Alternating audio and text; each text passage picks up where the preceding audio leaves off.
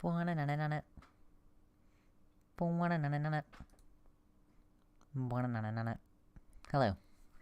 Welcome in, everybody. Not a huge start this time, but that's totally all right. We do chill streams. We got Faith by Faith in here. Hello, howdy. Tabaxi Bay and Chase. Ooh, cooking soup. Ooh, that sounds good. Thanks. I appreciate. Yeah, I appreciate. I always, every time I want to I remember like about to switch scenes to start talking, there's like music in my head. So, hello, Cotton D-Pad. Welcome in. Thanks to everybody for coming in to chill. What have I titled the live stream? Yes. I was like, why is there so little interest in this? Like, oh yeah, I explicitly mentioned what I'm talking about instead of vaguely alluding to having hot takes. That's alright though. Just kind of warming up, obviously, as we always do. We kind of have our initial little warm-up session, but today I do want to eventually get around to talking about Elliot Page and Umbrella Academy, which I have not watched. If anybody wants to tell me whether or not I should watch it, that will be the time when we start talking about Elliot Page and the fact that the character is transitioning as well as the actor. It's good. Yeah, it's good stuff. There were some laws that got passed about transness that are not great, obviously. So I want to talk about those a little bit, kind of look at those, see kind of where we stand on some of those things.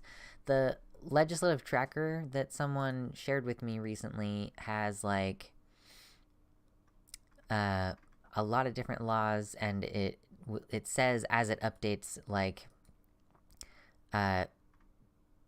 it's been removed from the table. This one says sponsors have been added. This one says so it tells you where it's at. And we did have a couple that were signed by some governors. Arizona, looks like. So we will talk about that. Who knows how long that segment is going to last. I was about to say, like, I want it to be kind of short, because it's not going to be good news, but that's fine. We will live, I'm sure. And then, since people seemed so interested in it before, a previous time that we talked about bottom surgery, I figured I would answer chat questions and just kind of talk about various kinds of surgeries that trans people can get. Obviously, I don't know as much about surgeries that trans women might receive, but I can certainly talk about how to build a pelvis. You know, that is a thing that I know quite a bit about surgical process wise. So I figured if anybody had any questions, it would just be a good time to sort of open up the floor to those and let that be probably our like main segment. If I had to guess, that's probably going to be the thing that ends up taking up the most of our time today. At least, you know, it like the last time it came up, it kind of derailed whatever else we were talking about. So I do hope that people are interested in that. I'm sure it'll come up again. It's an interesting topic that I love to talk about. Very fascinated by the technology, and people are always like, "Oh, it's not as good. It can't do all this same stuff." Like, bet, I promise you. So that's kind of the vibe that I'm in the mood for today. People are not here for it, apparently. Oh well. How has everybody's day been? My day's been okay. I've been having like so much chronic chest pain and back pain, like in my rib cage stuff, which really sucks. It is rather difficult to live with on a day-to-day basis. Just not a good time. And basically every day in the morning for like 2 hours, I feel like absolute shit and can't do anything. It astounds me that once upon a time I pushed through that to try to work in the mornings. Wild. So, kind of been dealing with that a little bit. Been giving some tender love and care to my plants. Oh my goodness. You can tiny bit see one of my plants over here. This is my Thanksgiving cactus, or my false Christmas cactus. It is a small little creature that I was given by a family member, and it's doing pretty good. It's doing pretty alright. I repotted a bunch of my plants recently. We already talked about that. I bought a new primrose pretty recently. Pretty healthy primrose, and I accidentally let it get rained on super hard a few days ago. So today I deadheaded some of the flowers so that it would be able to focus on more growth. It's one of those things. Sometimes you have to like cut seemingly healthy parts off of plants in order to let them grow properly. Whoa, subscribe, check your notification settings, join Patreon. $1 a month is like not even that much, and it helps me budget. Whoa. I've never used a bill tracker. Is there a quick link to use the one you mentioned? Yeah, let me just link you the one that I'm using right now.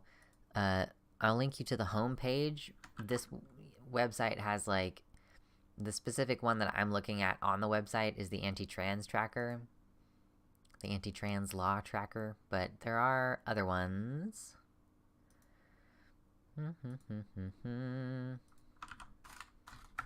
Whoa. There you go. Put it in the YouTube chat as well. So those, I'm on the part of the website legislative tracker and then anti-transgender legislation. So that'll, it specifically shows those, but it also shows there's another section for anti-LGBTQ bills, pro-LGBTQ non-discrimination bills, school policy bills, young healthcare bans, young sports bans, youth sports bans, excuse me. So, we'll get around to that. We'll get around to it at a later point. Yeah. Welcome in, Christian V. Hello, hello. Hello, Chase, also, if I didn't explicitly say hi. I thought I did, but I want to make sure. Thank you all for joining. Always good to have folks in. Oof. I wonder who else is going right now. That is a question that I have. Today's Thursday. Oop, no one initially. Alright, well. It's just a slow day. Just a slow Thursday. Oh, I also had therapy earlier. I'm gonna switch the day that I do therapy going forward, because I cannot do prolonged exposure, imaginal exposure therapy, while also doing a stream on the same day. Like, my appointment with her was in the afternoon. Like, oh my god, I cannot, in, like, early afternoon, do exposure therapy, and then try to do a live event later in the day. Yikes. So, we're gonna switch the day that we do that, so that I am functional for you on Thursdays. I think this is a good schedule. I like this schedule. I don't know how everybody else feels about it. I think it's pretty good. It's working out for me so far. I feel like technically there are other nights of the week that are better, but this is working around other folks in the community so that you all don't have to like choose between nearly as much. Not everybody has a schedule though, and that can be kind of difficult to work around. I don't actually know how many other streamers have like set in stone schedules, but I feel like it's working for me so far. Thursday's good? That's good. At least this way you all can plan around it. You all can predict when I will be online, rather than it being like a guessing game. Although that would, allow me to be as flighty as I want to be. Oh, another thing, I am like basically off coffee right now, and I'm trying to like try tea a little bit.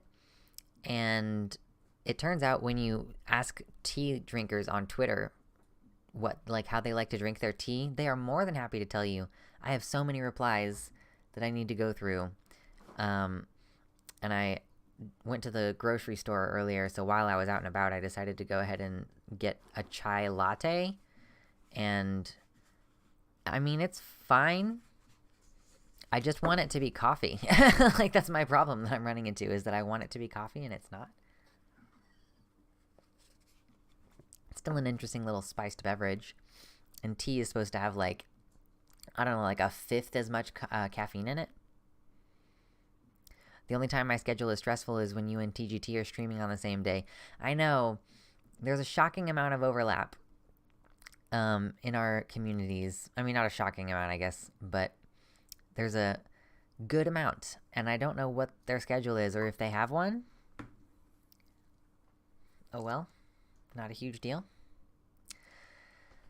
Oh, hello, John Keller in the YouTube chat. Sorry I missed you. Not having a bad day today. Some minor irritation with family. Waiting for tomorrow to kick in so I can get my disability payment. Hope it's on time. I hope it's on time for you too. That would be preferable to it being late. Of course. Also, sorry to anybody in the YouTube chat who is inconvenienced by this at any point. I put on subscriber only, but you only have to be subscribed for a minute just to prevent any trolls, turfs, etc. from clogging up the YouTube chat. Since we don't really have a lot of mods, it's difficult to mod a chat and be on the stream at the same time. Most definitely. Yeah, John Keller, I cannot drink coffee as much now because I just have like heart issues, I guess, and anxiety, and it is not a good combo. Not a good combo. I made the mistake of... Where even is my glass? Need the water. Water.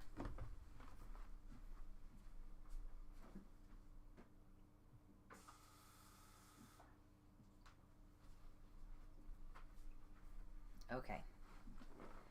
Better. Thank you, Green5. I appreciate that.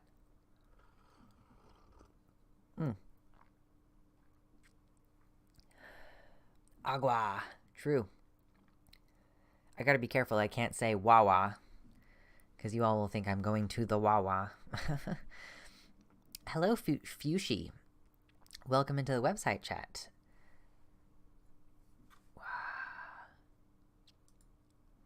Timerania! Timerania, you just dropping by, and then you're gonna dip? That's fine. Thank you for stopping in. Yeah, welcome everybody. We are... I guess, we normally kind of ease in. We should all be drinking more water. True. I mean, we should all be drinking more water, except that... Alright. Yeah, no problem, Timerania. Thanks for dropping in. Have fun out there. Thursdays.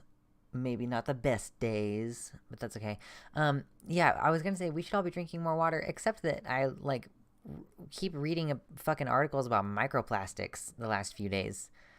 Keep seeing articles about microplastics, and I'm like, yeah, I've heard that you shouldn't eat fish, for example, because there's a lot of microplastics in the ocean, and then the fish eat the microplastics, and then it's all in their body, and then you eat it, and then that's not good for you. But apparently it's, in vegetables now, and in the water sometimes. I'm like, how do you even filter out? I guess, you should have a hard water filter anyway. Some places don't really have very hard water. I think we have medium-ish water where I live, but, you should have a hard water filter on your water heater shit anyway. And then, I guess it would be... The ones that attach to your sink head really suck.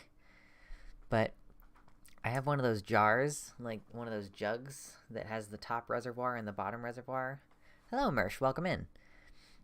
But how do you filter out microplastics from your water? Micro implies microscopic, right? So it's got to be you need filters that are small enough for microscopic debris. Oh, Decoy Duck. The stream didn't automatically start. That sucks. Thank you for coming in, though. Good to see you. Yeah, that's super weird. Glad that everybody's in here, though. It's probably fine. Yeah. So, I guess, bottled water is worse in terms of, a direct... And I'm I can kind of see that. That's why, Have you ever drank water from a utility sink? I have. I mean, I have drank water from a utility sink. It was still attached to like the normal water of the house, so it was the same water that would have come out of the kitchen sink. But yes, my primary sink for the past like year and a half before I moved was a utility sink. Yeah, Faith. Yeah. It's no good. It's no good. Microplastics. So I don't like drink filtered water. It used to be a big deal to me to have to drink like cold filtered water, but it is just not anymore. I just drink like cold water from the tap, but maybe I should. Maybe we all should. I don't know. Maybe we need to triple filter our water. I mean, I guess at least I live in a place that has like clean drinking water. It could be worse. They should invent a special type of laser that disintegrates the microplastics, or maybe that would just make the pieces smaller and make things worse. IDK, I'm trying here. Pajamas Diary in the YouTube chat says, my friend just told me I'm emotionally damaged, and that comment has emotionally damaged me.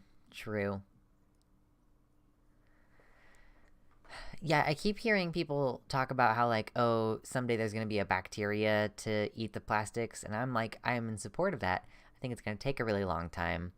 Like, didn't it take, like, 60 million years or something for a bacteria to evolve to disintegrate trees? Like, that's why we have fossil fuels. That's what fossil fuels are.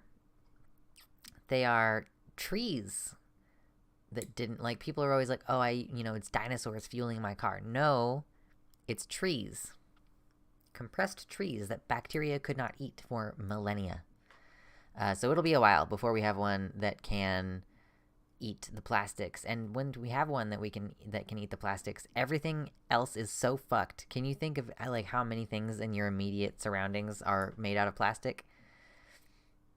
And probably different bacteria would eat different kinds of plastics. Like there's polylactic acid and other different kinds of plastics.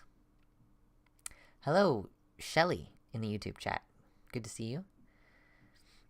Yeah, we need nanobots to eat plastic for us. And bigger nanobots to eat the other nanobots. We need to be able to program...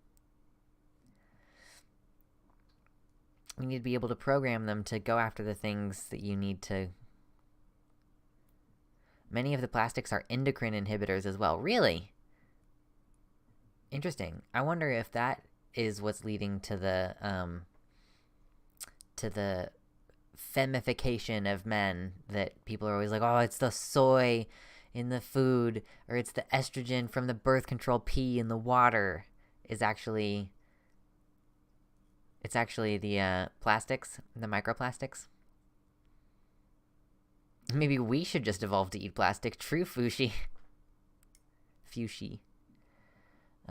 Yeah, John Keller, I specified, like, I have drinking water that's clean, at least. There's that. But it sucks to know that there's, like, could potentially be fucking microplastics in the water that we drink.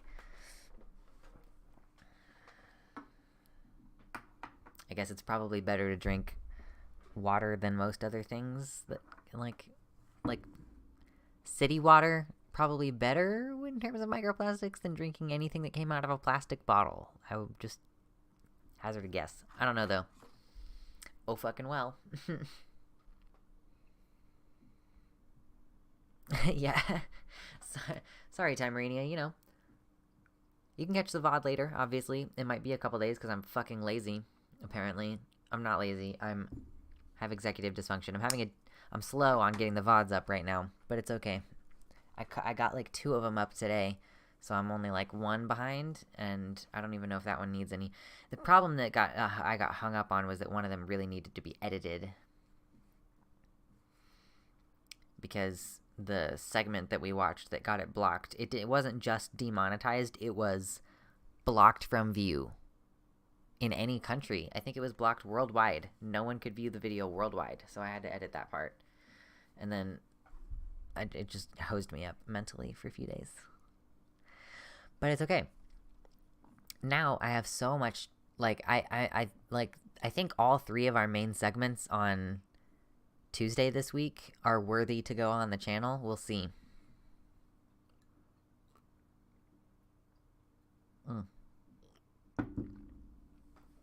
feel like my hair looks especially stupid today, but probably doesn't look even, like, more dumb than usual. It's all good. It's all good. So,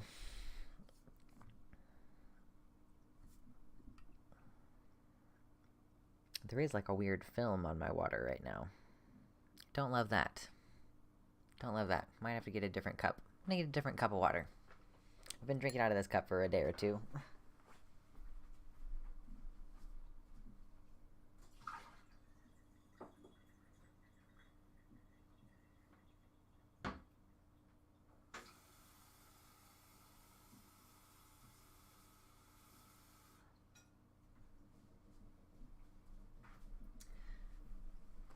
And speaking of water, if any of you were here at the end of the stream on Tuesday, I ended stream rather abruptly. I think unfortunately I had the energy. I could have kept going for another hour or two. Hello, Buddha. I don't know what you're talking about in terms of violating YouTube rules. I had to dip quickly because there was some water coming out of the ceiling.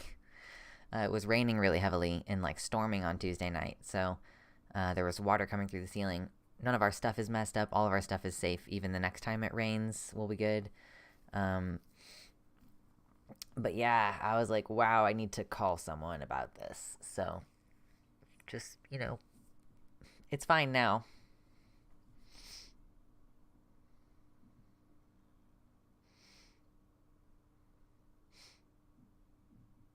I mean, I upload my own VODs on a separate channel. I own both channels. And I upload the VODs on the separate channel because YouTube doesn't love it when I have the VODs on the main channel and also, like, have regular content. Like, it fucks my content over algorithmically. So I kind of don't have a choice about it. If I want the VODs available, I kind of have to put them somewhere. If that's against YouTube rules, Buddha, I didn't know that, and I guess thanks for letting me know. Might have to figure something else out if that's the case. But yeah, no, it's my content. So, I suppose we will do... Yeah, I don't know that all the streamers do it, but I know a couple of them do at least. Have either a dedicated channel or just a side channel. I'm not sure if, I'm kind of wondering if maybe some of the less obvious good content is gonna end up going on a separate channel as well. Like, if I game or if I have a pop culture video, like if I'm talking about media and I think that, like, I want this segment to be out there, but I think that it wouldn't do as well on my main channel because who cares if I talk about The Legend of Korra or whatever, A channel devoted to the Beaver game. That sounds exhausting. I get bored with games really quickly. I couldn't have a channel devoted to any single game. I don't think. I get bored. I'm like, I'm done with this shit very easily. Okay, so I think that I'm ready to move into, like, our first little segment. Not gonna be a very long segment.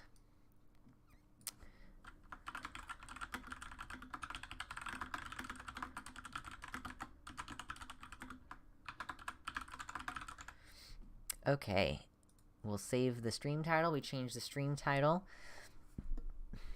We're gonna take just a few minutes to talk about Elliot Page. I don't think this is gonna be a super long segment because, unfortunately, I've never watched The Umbrella Academy. Thank you. Yes, I type about 100 words per minute. I have not started watching The Umbrella Academy because I am really resistant to watching new types of media. I've heard that it's kind of dark, and I tend to avoid watching, like, dark, horror-ish stuff. But I have the first 3 comics from when they first came out. I don't know that they're, like, first editions. I don't know if that's a thing for comics anyway, but I have the original first 3 comics. of the Umbrella Academy, and I must have read them when I was a kid. Barely remember them. I was really a fan of the writer of the comics, who was in a band that I was a fan of for many years before the comic happened. So it's kind of interesting to be like, this thing from my past. I watched the show happen, and Elliot Page, who I had like weird sympathetic vibrations toward as a trans person who was younger, and like I watched Juno a lot. Like I really liked that movie. I really liked that like person in particular. And then when they came out as a lesbian, I was like, oh, okay, that kind of makes sense. And then they came out as trans, and I was like, now I understand why. The sympathetic vibrations. It's very difficult to describe, especially when you're both pre everything, but you like knew that you were on the same vibes about it. Anyway, so I was not surprised when Elliot Page came out as trans. Very excited about that.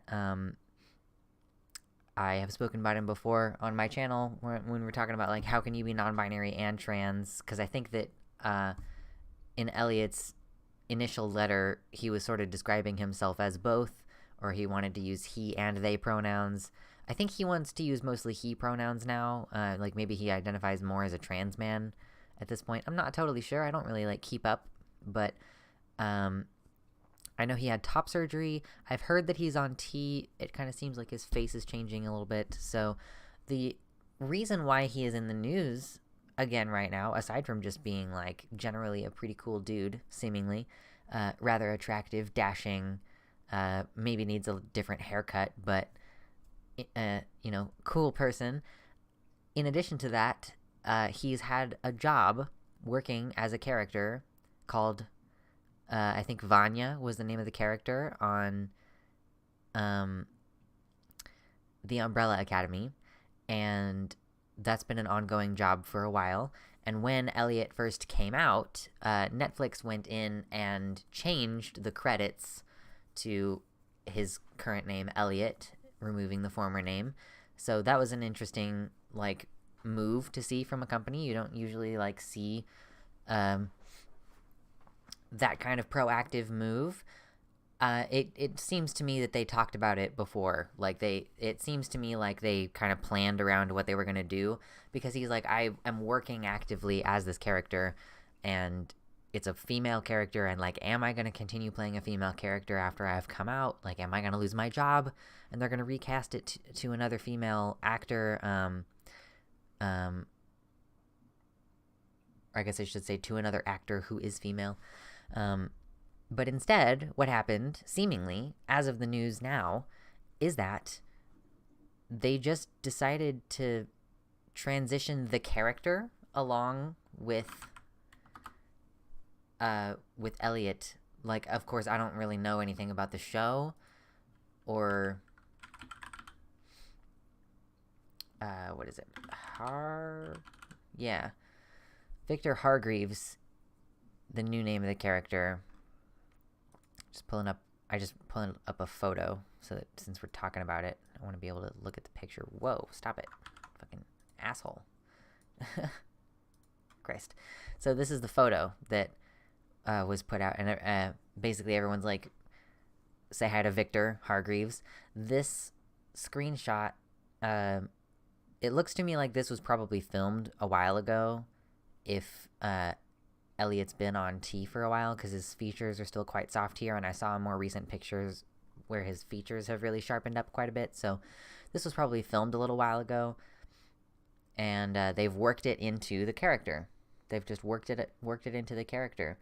So that's really cool. Like, not only did this guy like not lose his job, which is very much like a real possibility, like he must have likely been in talks with Netflix to try to figure out what they were going to do. And I like that they ended up like working collaboratively, and this is a trans character played by a trans actor, which, like, to be clear, yes, acting is playing pretend. I understand. That's what being an actor is. It's playing pretend. So there's nothing like ethically wrong with a cisgender person playing a transgender character. The issue is that there are transgender actors who don't get cast for roles, either as trans characters or as cis characters. You know, they're like, oh, you know, this trans woman actress, you know, she can't play a regular woman because she doesn't look like a regular woman. But then when you cast roles for trans women, you hire fucking Jared Leto, you know, like, it's not good to deny people work like that, and that's the issue that I tend to take.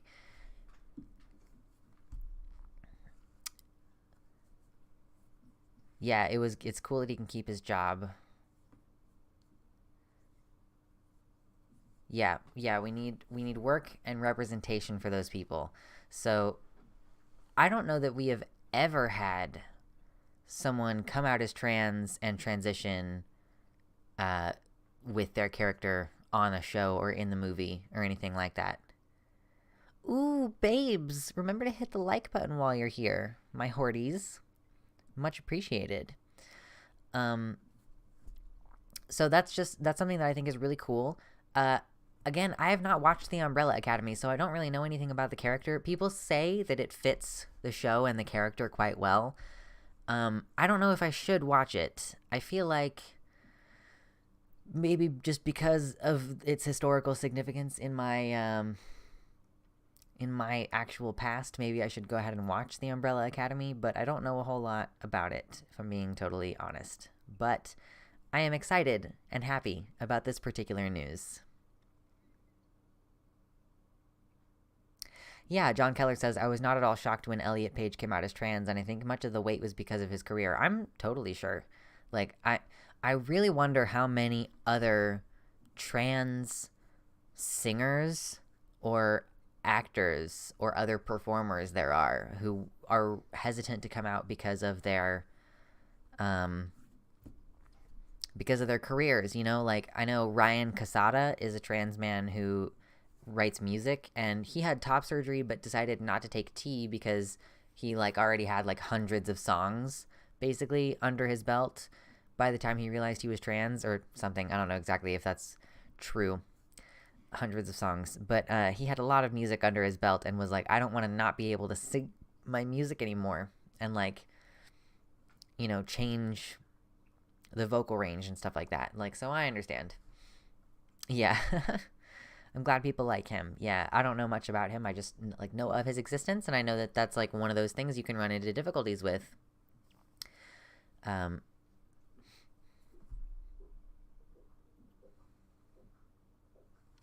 know we have like Laura Jane Grace, I think is her name, lead singer of a band, and like we've got more and more singers coming out as trans, but it's just tough when you're in a performance role. Especially when you're in a TV role, your TV job, you have multiple seasons of a show, you don't want to lose your TV job midway through by coming out. Or if you're making a movie series or anything like that, you know? Like, I would assume that is one of the primary pressures, although, like, trying to figure out like, I mean, you know, knowing that trans people don't really get cast even in trans roles on top of everything, you know?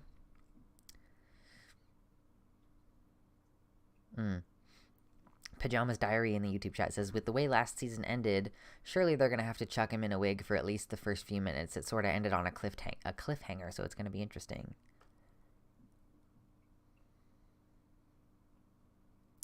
Buddha D, I think that, he says, I don't know that they have, I didn't know that they had transitioned the character. That's great. I wonder if they will write much story around it or just not pay any attention to it. I have gotten the impression that they're going to write it into the story, actually. But I don't know if they're going to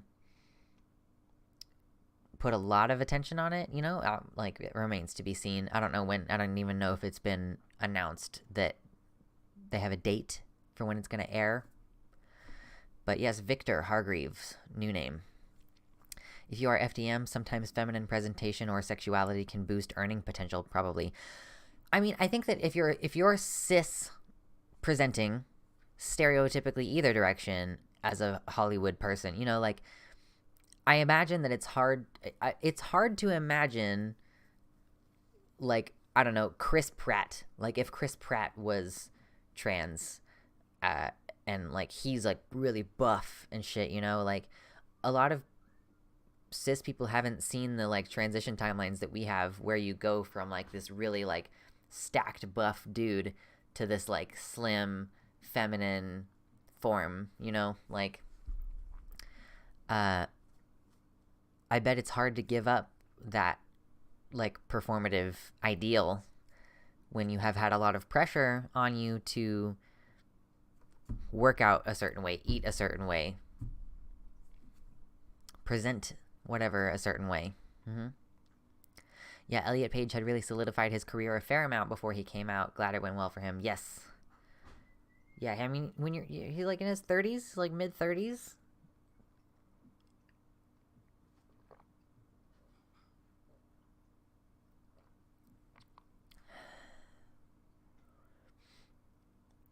Hollywood has had a checkered history with women. Think about all the problems with Harvey Weinstein, etc. The director's couch was a thing, and many of them were cis males and straight. True. Maybe it's just the cisgender hegemonic things versus a specific gender. Yeah, I think it's either way. Like, there's definite, like, earning potential for, I guess that is interesting. Like, if you were female to male, then, like, maybe the time to transition, if you're making a career move strictly, is when you're not getting cast in, like, the hot young woman roles anymore. Like, when you start to like not have those availabilities to you anymore. Just speaking to the idea of like feminine presentation can boost earning potential. Like, yeah, maybe it could. You do lose it after a while. I wonder if you would if that would be a good time to transition.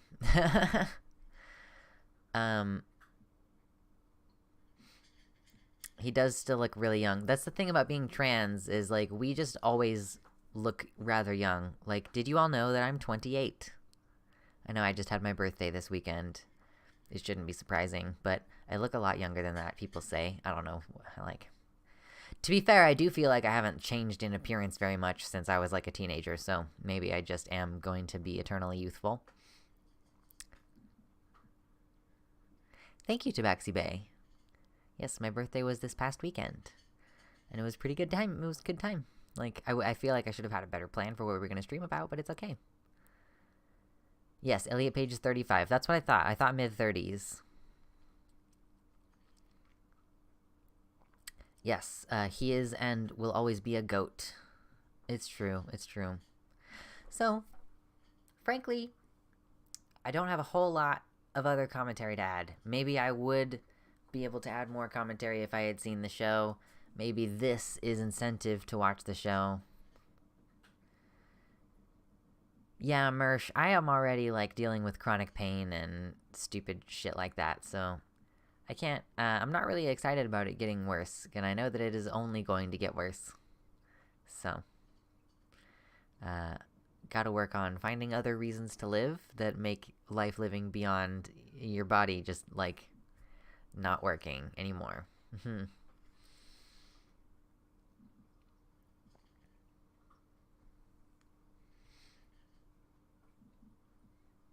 Oh, you just rebooted Netflix? Okay.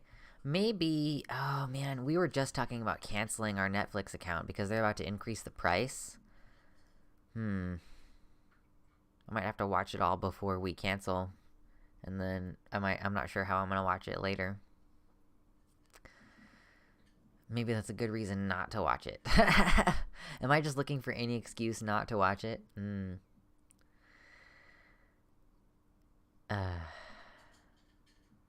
Pluto TV?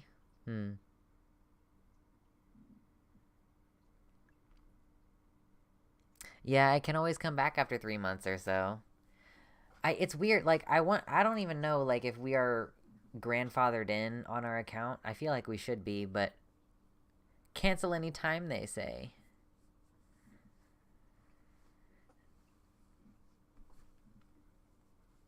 So horror movies / surreal stuff is off the table. I mean, I don't really, like, so I don't really like to watch new stuff generally, because I don't like being surprised by what I'm gonna see. Like, I just don't like dealing with emotions unexpectedly. I generally want to be prepared for them. Like, I don't love being blindsided by them, so if I'm watching some TV show and it's like suddenly there's like a rape scene or some shit like that can be really like jarring. But I also don't love spoilers, so it's like a really difficult world that I live in. I have watched horror movies before. I have enjoyed horror movies before. I sometimes enjoy watching horror movies that I've already seen. Like Cabin in the Woods, great movie. Love that movie. I know when everything is going to happen in it. I have already, at some previous time, watched it for the first time. Dude, Xander Hall is so right. The nose itch during stream. Oh my gosh.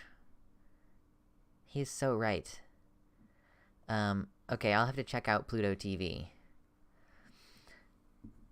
Yeah, I can understand combat scenes being a bother. Have I heard about Jamie Wallace? I did hear about Jamie Wallace. We might talk about that briefly. Yeah, Tabaxi Bay. I just generally don't want to be stressed out while I'm watching something that's supposed to... Like, I actually recently, I started Witcher over. I, started to rewatch The Witcher. I've already seen it twice, but it's been a while, and I don't really remember it, because I think it's a bad show, to be totally honest. Sorry if you love The Witcher. But I started it, and it was just, I was like, I'm stressed out. This is just stressing me out. And not enjoyable. I was like, I need to engage with a narrative right now, and I was just like, this is stressful, and I don't like it. It's the most mid show ever made. Okay, thank you. And everyone was like, oh, it's so good after Game of Thrones,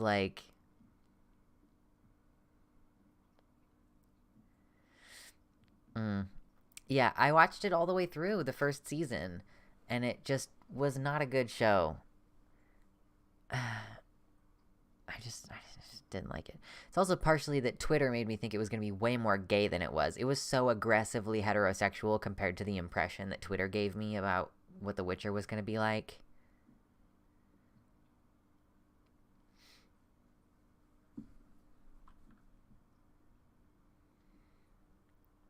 So...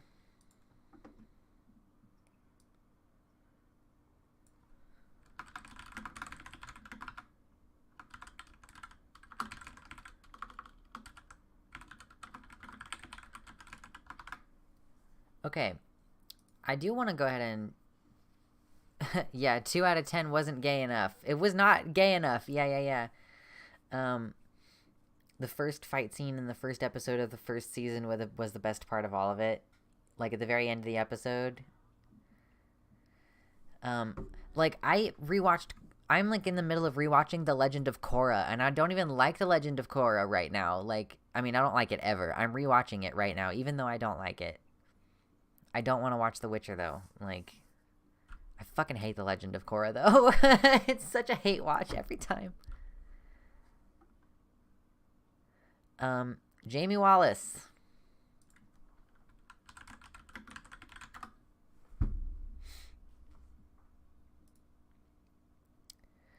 So, Jamie Wallace is a person in the British Parliament. He's an MP, and I can never remember what that means. Nobody ever says what MP actually stands for because everyone just presumed to know what it means. I don't know what it means. Whatever you people say. Oh, he's a member of Parliament. Okay, just a member of Parliament.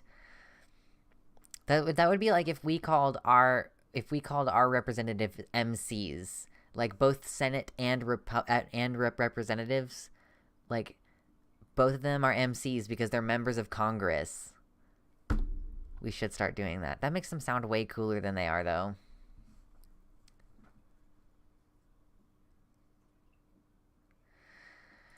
So, I've got a little Al Jazeera article pulled up about it. Let me scooch this over here, and then I'll pull up the chat and put that over there. Yes, and then we'll do a little switcheroo and a switchy bonk and a bonk a bonk a bonk. Okay. Al Jazeera. Jamie Wallace becomes first British MP to come out as transgender. Conservative Member of Parliament Jamie Wallace has become the first British legislator to openly declare they were transgender, prompting messages of support from colleagues and Prime Minister Boris Johnson. The MP's announcement came on Wednesday against a backdrop of an often toxic debate about transgender rights and gender identity in British politics and wider society. Quote, I'm trans, or to be more accurate, I want to be. I've been diagnosed with gender dysphoria, and I've felt this way since I was a very young child, Wallace wrote in his statement. Why don't we just read the whole statement?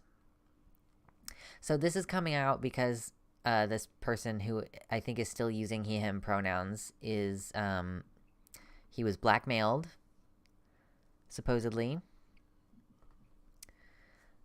But here is this... Okay. Tonight, the parliamentary party had a photo in the chamber, and then we went for dinner together. It was nice, especially for those of us in the 2019 intake of MPs who haven't done anything like that before.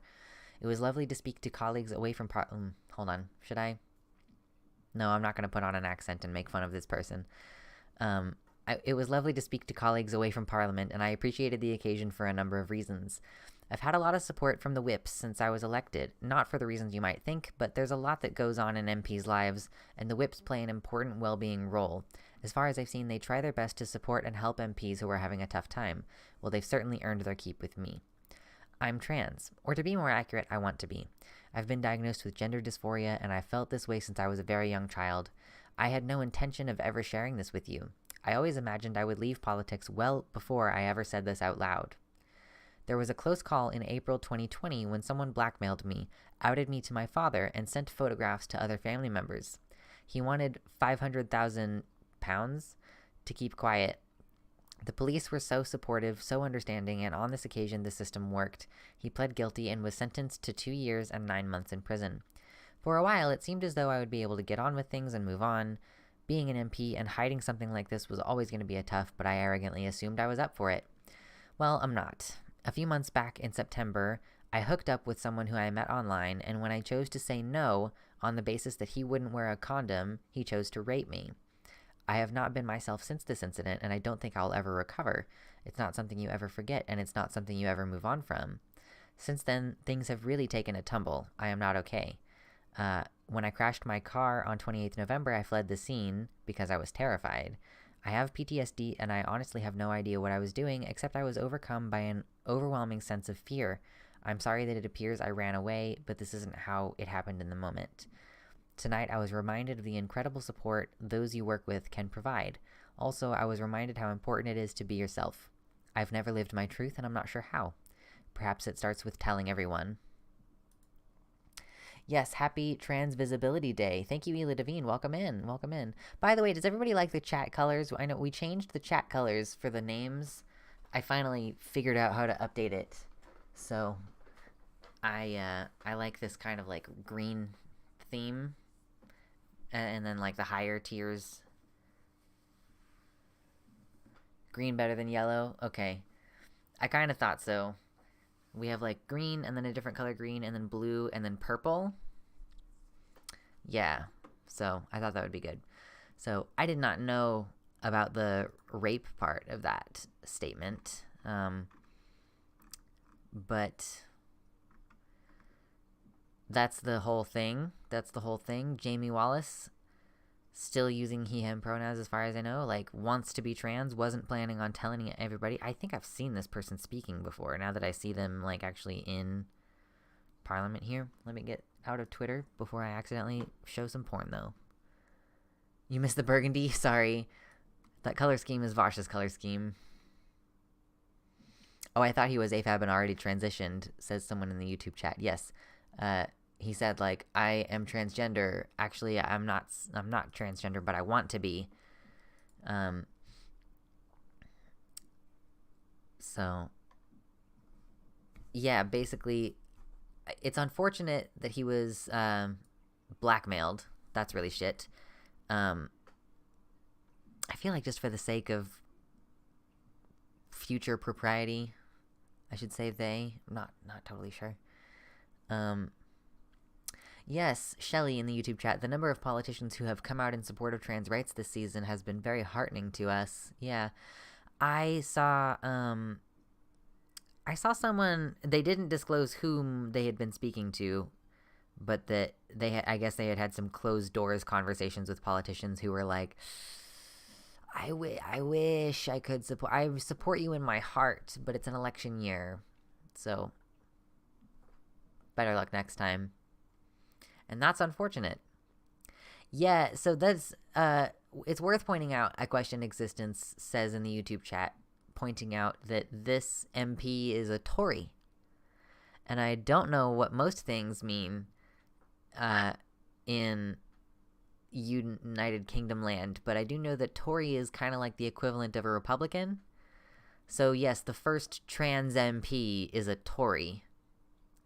Of fucking course.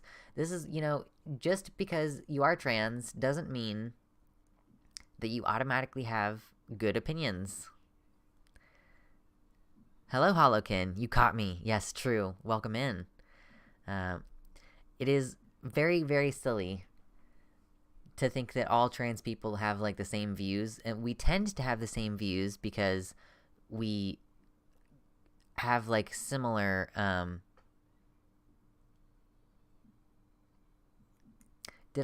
where did I not announce? I guess I didn't announce in the Discord, did I?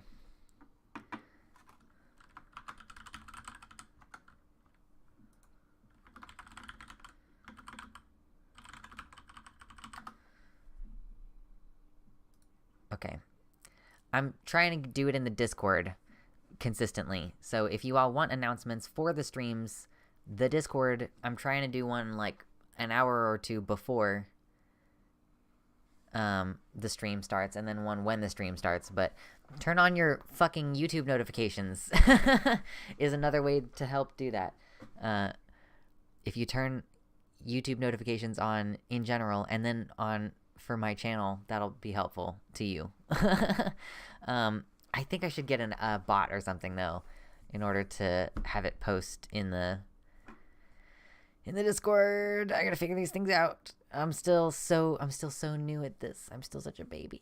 Listen, just taking a break really quick from the topic at hand. Really cool first month. Baphomet, welcome in. I know I forgot to update in the Discord. That was my bad. Gayfesh, welcome in. I should have done the ping earlier. I messed up. A whole hour late. Oh my gosh. First month of streaming went pretty okay. Like, not the best in terms of, like, monthly income, but way better than I could have expected for just having decided to do it spontaneously. So, for now, I am not planning on getting any additional income. So, I'm hoping that this will just continue going the way that it's been going. It's been going pretty good so far. But yes, thank you for joining, everyone. Ooh, yeah. Ela Devine says one of the reasons my now ex-wife left was fears of me being open and it negatively impacting her goals to be a politician. I'll support you till it hurts my campaign. Yeah, unfortunately, that is how it is sometimes. So I totally understand why this MP, Jamie Wallace, in the UK, was planning on just not coming out until after he had served his role as, like, a member of parliament. So it sucks that he was blackmailed too. Like, that seems shit. Obviously not good. Hello, Razgal. Welcome in. Razgal. I don't know how to pronounce things. But it'll be interesting to see what effect it has for a Tory trans woman to be just existent out there. Like, will this result in more, like, hatred toward them, and then their politics are gonna go, like, Rascal, okay, and then their politics are going to go further left because they get squeezed out, they get squozen out of the Republican equivalent party? Or is their presence as a fucking conservative trans woman going to make the conservatives think better of trans people? I'm not totally sure. Mystic Mutsuki, hello. Yes, squozened. We're like Shakespeare up in here making up words. Oh my gosh, Horties, welcome in. Rather unfortunate. I don't have a whole lot of other commentary about Jamie Wallace. It'll be interesting to see what they do going forward. Like, are they now going to transition that they've been outed? I don't know. Are they going to step down from their role? Like, they were talking about having PTSD from being sexually assaulted, so I'm not sure. Or do they pull a Blair White during her conservative panel and she just lets people shit on her while she apologizes for existing? Oh my god, that was so cringe. We've talked about it on the stream before, but like, Blair got fucking cucked in that panel. If you haven't seen it, it's phenomenal. Like, Blair White on a conservative panel. I watched Vash's coverage of it because, like, I really can't watch that kind of stuff without, like, a buffer. Someone reacting to it. Oh, yeah, it was painful. It was, yeah, it's like the one time that you can ever have empathy for Blair White. She was atrocious. Yeah, I don't know. Lauren Witzke, I didn't know that that's what her name was, but she was, whoa. She's like, the best thing you can do for our movement is grow out your mustache. Oh my god. So fucking brutal. What's up, Gina? Yeah. It's sometimes if you're gonna consume some horrible thing, you just have to have a buffer.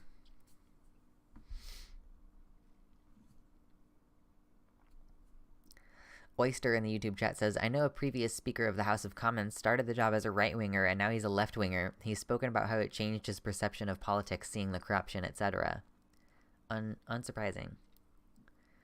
Yeah, Blair is trying to be like, pick me, and even they're like, nope, I hope you die. True. Oh, I haven't finished listening to that either, Gina. Maybe we should go over that sometime, though. That could be fun. That's actually a really good idea. I was watching Vash watch the Jubilee Trans versus Conservative Men video. That could be fun, though. I forgot that Buck Angel sounds like that, you know? Like, he looks so, like, you know, big and manly that I forget that he has, like, he has a big time, like, trans guy voice, you know? Like, it's, always surprises me. I wonder if we should make a drinking game of it, you know? Maybe when we watch the Jubilee video, we could have, like, take a shot when some stupid thing happens. Yeah, I always expect his voice to be much lower than it is. It's fine. If you can do voice training, it's fine. Whatever, though.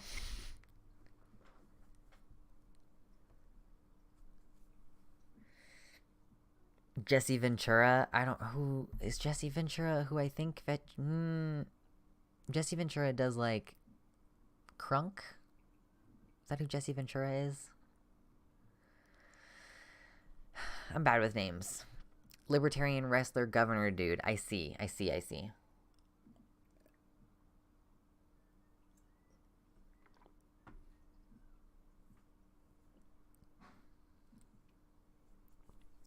Yeah.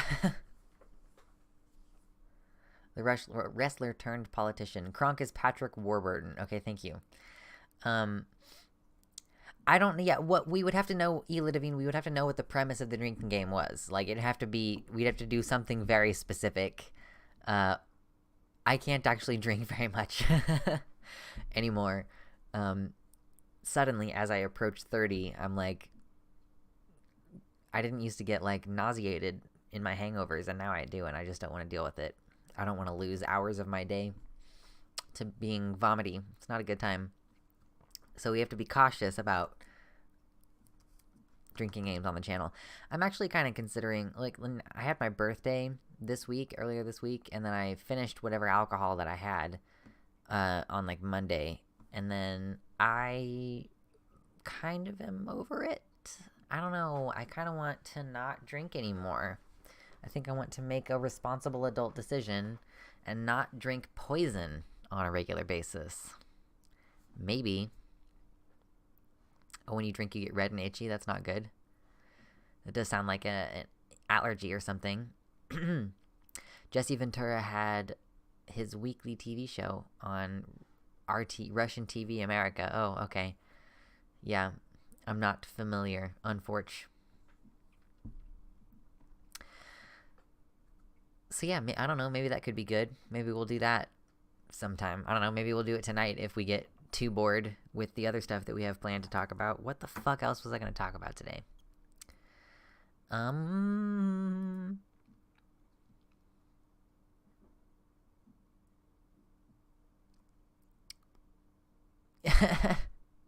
How about instead of drinking, we take hits? I mean, to each their own. To each their own vice, right? I'd rather nurse a beer than go ham. May as well go ham. May as well enjoy and live to tell it. Oh, just nurse a beer, then go ham on alcohol. Yeah, true. Yeah, I'll just take sips of beer. Yeah, I don't know. I'm kind of at that point in my life where I'm like, maybe drinking alcohol is not a thing that I care to do very much anymore. But non-alcoholic beer, but non-alcoholic alcohols always sound really bad. Like, every time I see a video of someone drinking one, it seems like it's just not good, but I don't know.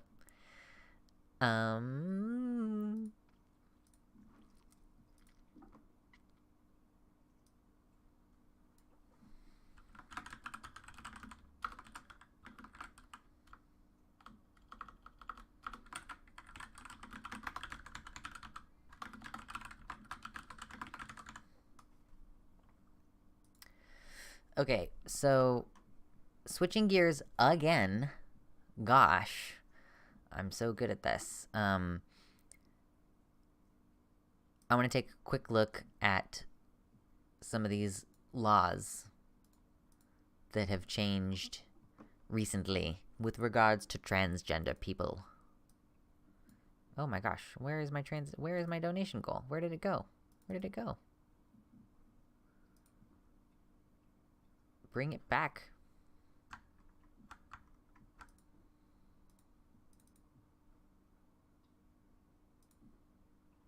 Because I gotta take it off and then bring it back on because I apparently fucking picked it up and moved it.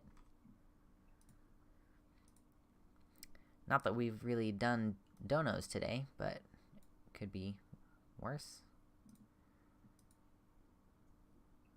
Okay, now I want to lock it. Stop fucking moving it. Okay, cool. Great. Now I'm gonna scooch this over here. And then scooch. Oh, and we do this, and then I'll scooch. Oh, there we go. Whoa! Okay, so this is a website that someone linked me to track anti-trans laws. It also has, like, anti-LGBTQ bills more broadly. Will it click? Click? Oh, yep, there it is. Okay. Oh, I guess this one includes the trans ones. Okay, anti-LGBTQ bills includes the trans ones. That's cool. That would make sense, because that's what it says it is doing. Thank you, Chase, for posting that. So we wanted to look at this because of the ones that the governor signed. So we're looking at ones that have passed. So this one is from Arizona irreversible gender reassignment surgery minors. Can we get bill text? Okay, prohibition of irreversible gender. I know that that's not great. Hold on. Can you fucking stop, please? There we go. That's a little bit better. Okay, here we go. It's still tiny, but At least it's not covered up by the chat. All right. A physician may not provide irreversible gender reassignment surgery to any individual under 18 years. A physician may provide any of the following. May provide services to an individual born with a medically verifiable disorder of sex development. So you are allowed to perform surgery on babies to make them seem like normal people, is what that is all about. This is the reason why the law didn't pass in Idaho, is that there wasn't an exception like this. Recall, everyone. Wonderful. Services provided when a physician has otherwise diagnosed a disorder of sex development. Treatment of any infection. Oh. What? So, prohibition of irreversible gender reassignment. A surgeon may provide the treatment of any infection, injury, disease, or disorder that has been caused by or exacerbated by the performance of gender transition procedures, whether or not the gender transition procedure was performed in accordance with state and federal law. It kind of seems like it's legal to, like, perform corrective, quote-unquote corrective surgery, maybe, on people who've... So, like, the treatment of any infection, injury, disease, or disorder. So does that mean that, like, if a kid had been on estrogen and grew breasts, then, like, because it had to do with the performance of gender transition procedures, then it would be legal for the parent to, like, force that kid to have a mastectomy? I don't know. Any procedure undertaken because the individual suffers become a disorder that might bring them death or a major bodily impairment. Hey, thank you for becoming a member, Shelly. I appreciate that. Memberships are turned on YouTube.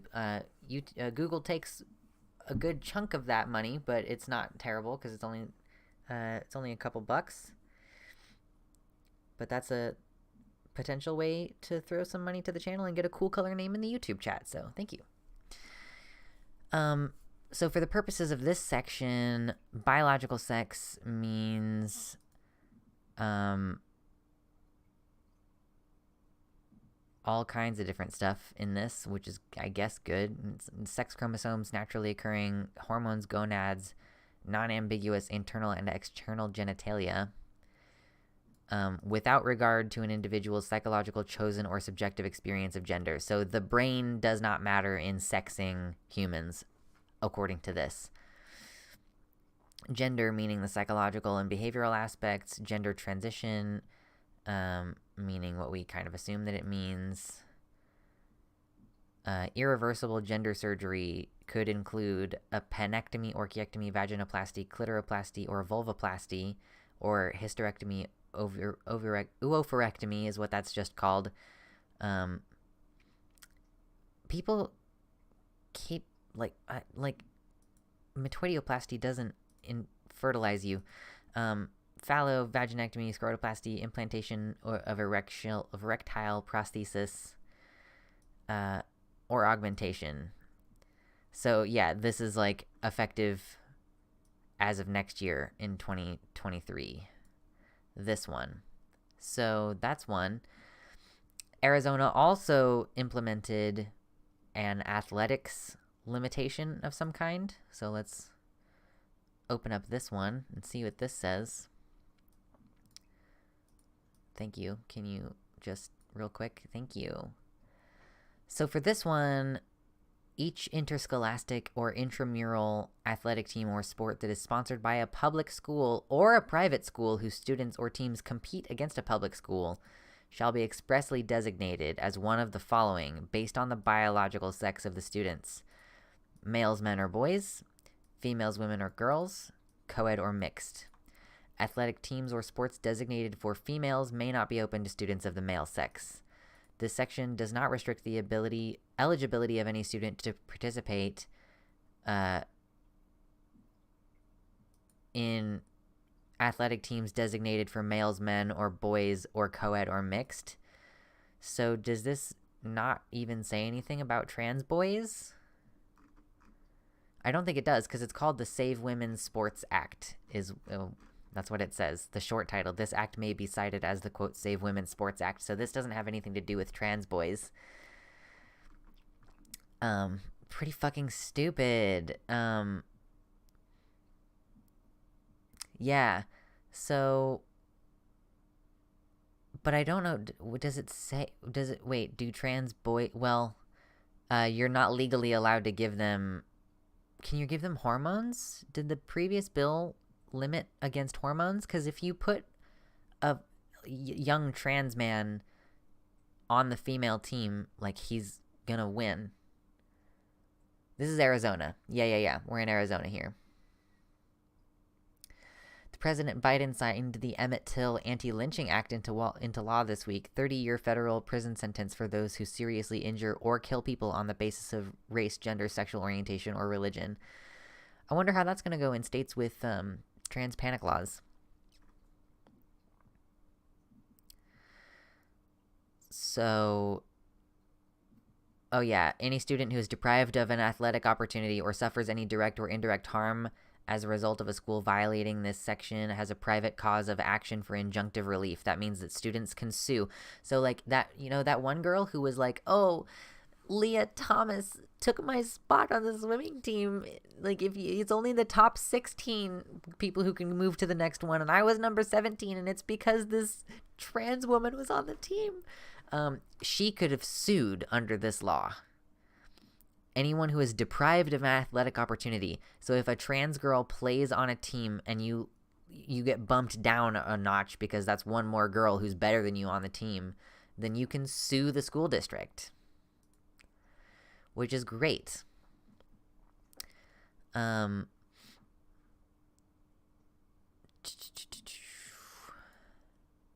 Basically just multiple different clauses for injunctive relief. Limits on the injunctive relief. It should destroy the trans panic laws. Yeah, it should.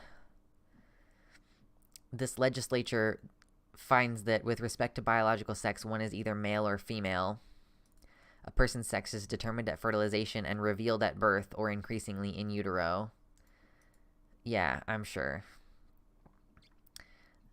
So, they're just citing a bunch of, like, stuff that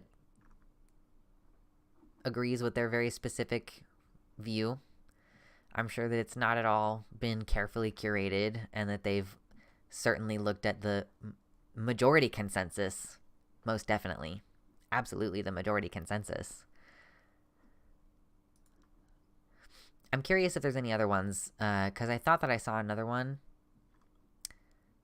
We have ones in hearings. Oh, bills of parental rights, more student athletics.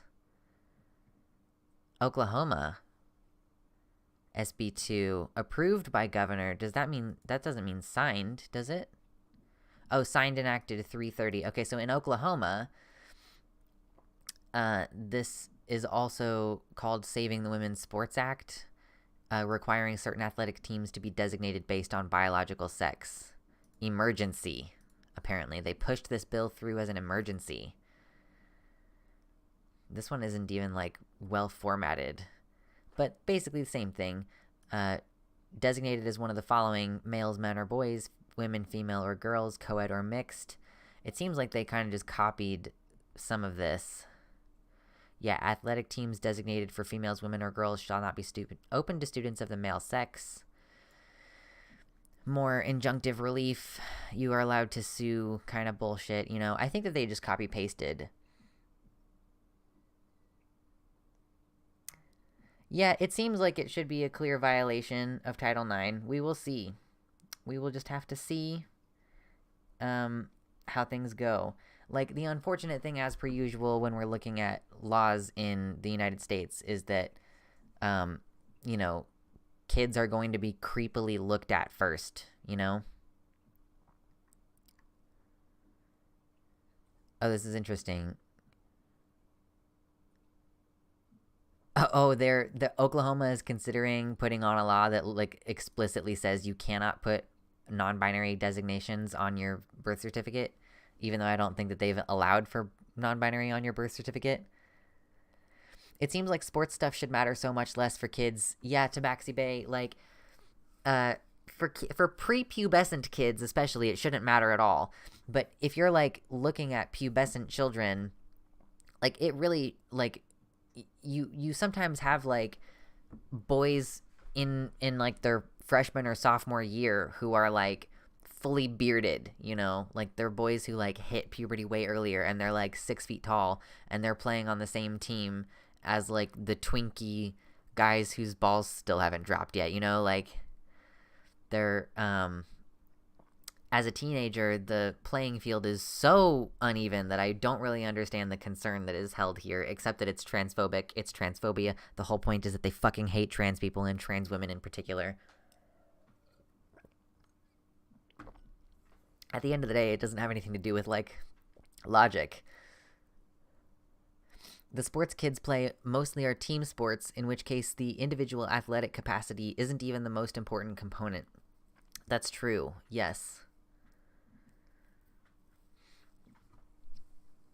You have, I mean, like, yeah, you've got, like, track. Track is an individual sport sometimes, for the most part. Like, I mean, yeah, for the most part. You also have, like, relay races, which is a group thing, but that's, like, the only thing I can really think of. It's, like, track and field, and the various sports involved with track and field.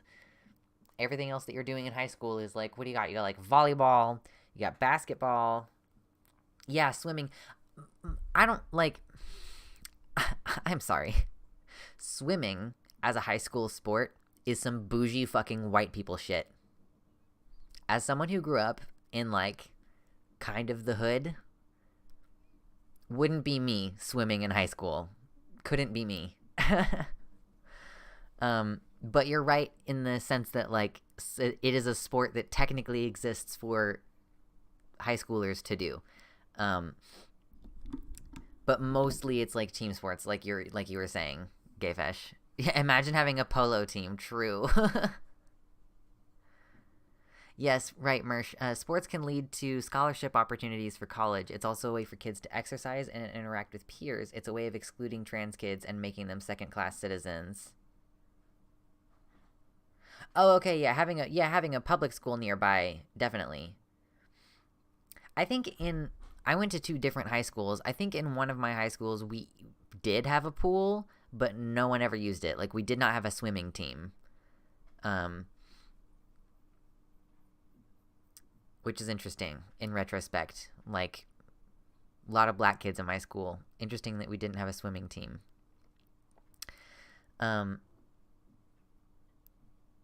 But yes, having access to a public pool could certainly make a big difference. Like, I'm just saying most high schools are not equipped with a public pool. Actually, the reason... No, that's not true. Why did that school have a pool? I don't know. But no one ever used it. I don't even know if it had water in it, TBH. But, couldn't be me, swimming in high school on a swim team. Yeah, Sensith in the YouTube chat says, I'm disabled and swimming was the only accessible sport I could play in. Water polo is even bougier but super fun. Sports like that should be available beyond just rich kids. True. Yes, schools are afraid of being sued. Pools and swim teams could reasonably be avoided for the purposes of liability insurance and stuff. Yes, that's totally fair.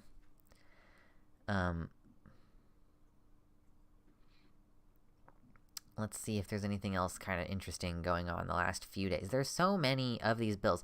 Look at this. Look at this. Okay, scrolling back up to the top of this thingy here. Okay, this one updated today, March 31st. This is March 30th, yesterday. So these are anti-LGBTQ bills across the United States, and these are just all of the updates, like, for each one. So, like, Senate committee, governor signed, House committee, where it's at in the process. So, like, still March 30th.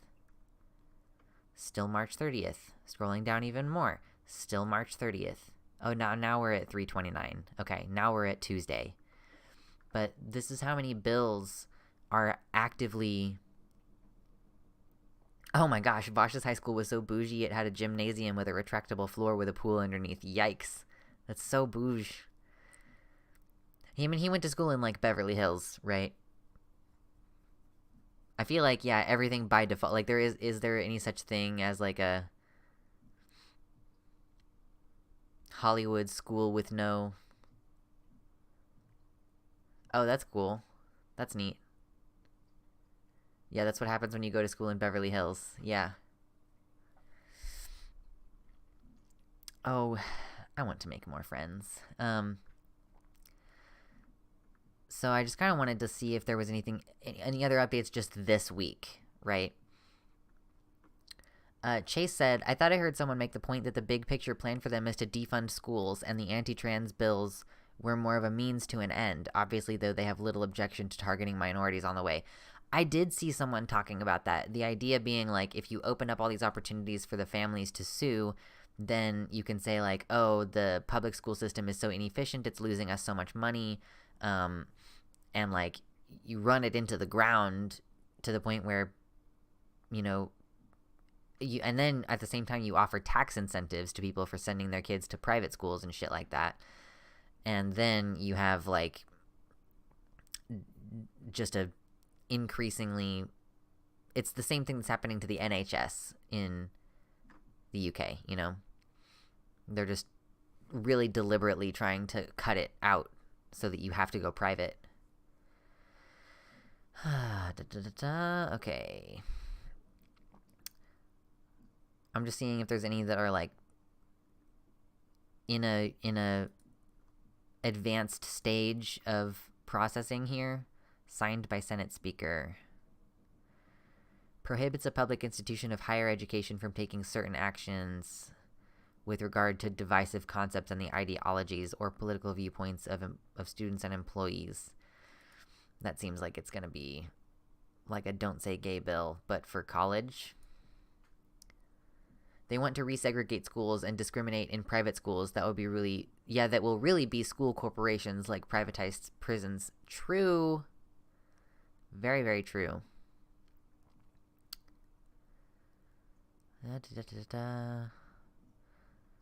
So I guess this week... Oh, it only has, like, a few days of updates. Let's switch back to the just anti-trans bills and see if that'll scooch us back a little bit further. Just for this week. Just for this week. Okay, we had these ones signed by the governor. This one approved by the governor. I think there's just like a lot of crossover.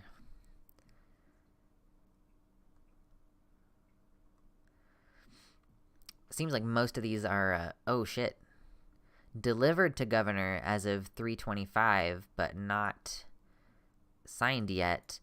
An act related to athletics. What does this say? Oh, it's dead or failed. Okay, okay. This was an attempt to limit males, quote-unquote male students from participating in girls' sports, but it died. Cool. Good to know. Good job, Kentucky. Good job, Kentucky.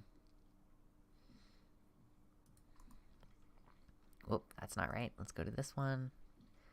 Yeah, so we've had some unfortunate updates this week. Still not going as bad as it could. There's 4 bills in Kansas. What's going on?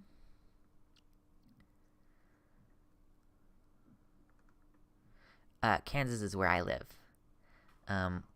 We haven't had any updates on this. Oh, hold on. Oh, yeah, great. We have one of these too, enacting the Fairness in Women's Sports Act to require that student athletic teams only include members who are of the same biological sex unless designated as co-ed. House referred to Committee on Education, March 22nd. Good thing there's no sponsors on it, though, I guess. That's pretty cool. Still pretty annoying. Yes. Rather unfortunate stuff going on there.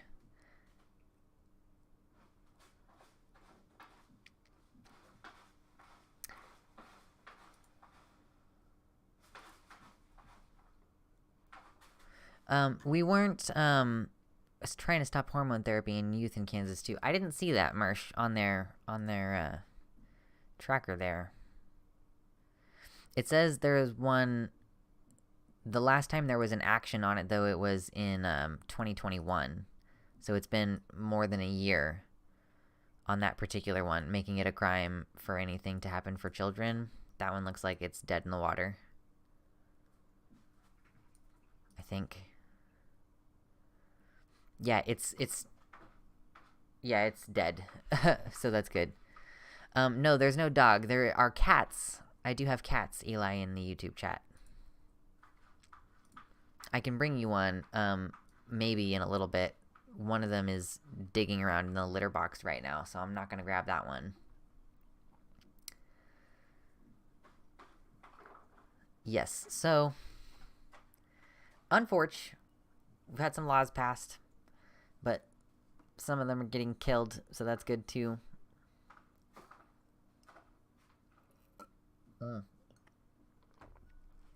Yeah, let's take a kitty break before we move to our next little segment.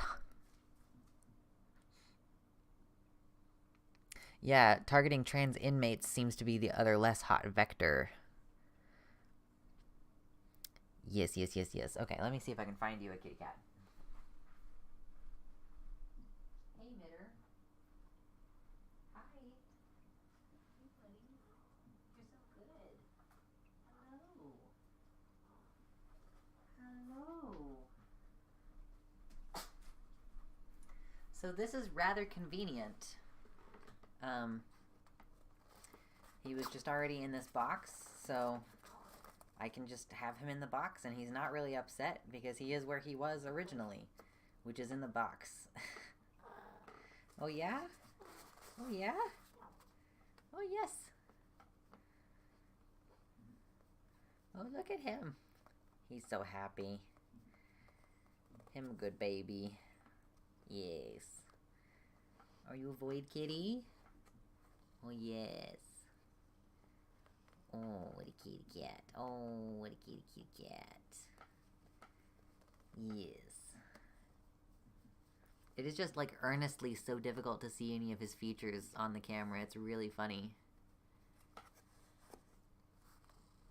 I swear he's not that much of a void in real life.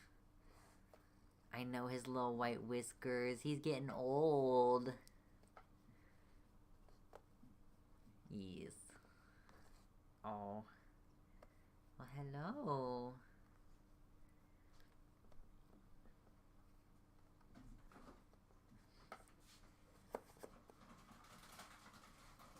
Truly, I could not have asked for a more convenient cat situation today.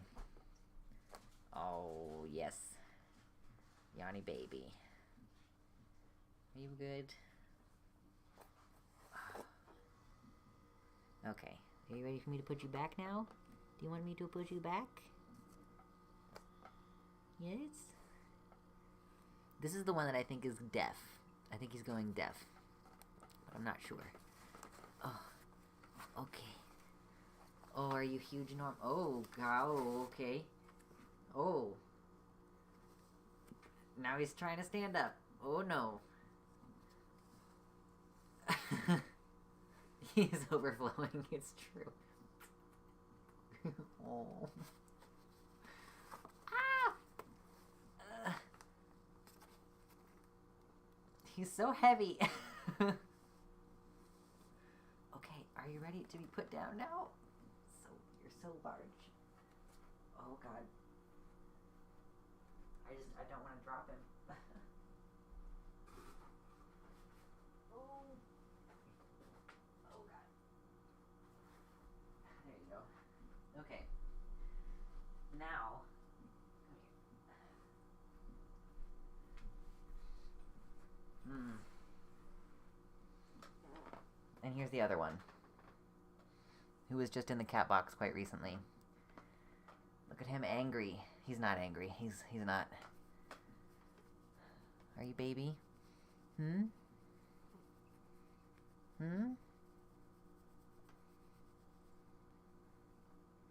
He does really have resting bitch face. Like, it's so true. Ugh. Oh, Lucy. You're so good. Yes, yes, yes, yes, yes. Yes, yes, yes, yes, yes, yes, yes, yes, yes. Yes, yes, yes, yes, yes. You're so good. Oh, yes, the chin. Mm-hmm. Okay, can I put you down? Will you let me? You let me, yeah? Okay, let go. Okay, there we go. He knows the word down. I don't know if you all noticed. I was like, do you want down? And he was like, extricate claws. Or he tried, at least. He's such a little baby. Lucy doesn't have gentle claws, though. Like, that's from Lucy recently. This is from Lucy recently. I get little scratches all over the place from Lucy because he just has no control over his... Cats seem to know, I mean, they definitely know vocal tone, but I don't know. It seems to me like they know the word down and they know the word okay. Just based on my experience of living with them for a while. Yes. I'm glad that everyone enjoyed the break. Yeah, that feeling when you ordered a box of mangoes, but there is a cat there instead. True. Yeah, like Lucy is just like, this is fine. I just drape paws over your shoulder. I pick him up frequently, so he's just kind of like, okay, I don't love this, but whatever. I know you'll put me down eventually. Like, yeah, they are, 12 years soon. 12 years old soon. Something around there. They're old. They've been around for a while. They've been old. They've been around for a while. So, I think that now is a good time to scoochy scooch.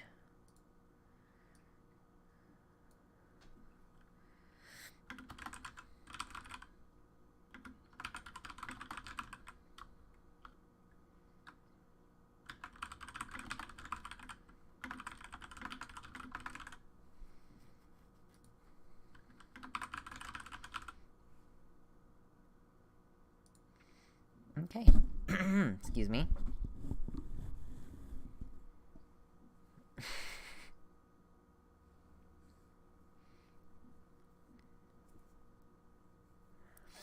Remember, you can't map dog ears onto cat ears exactly.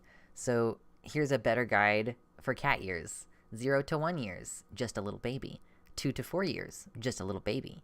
5 to 7 years, just a little baby. 8 to 10 years, just a little baby.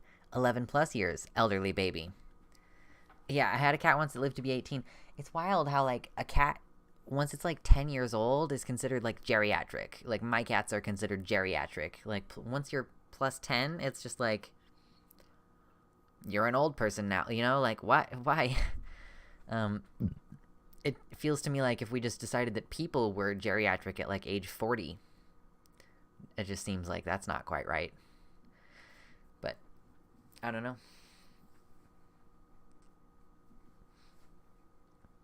The most, like, a lot of the cats that I've had have been, like, lost or got hit by a car or some shit like that.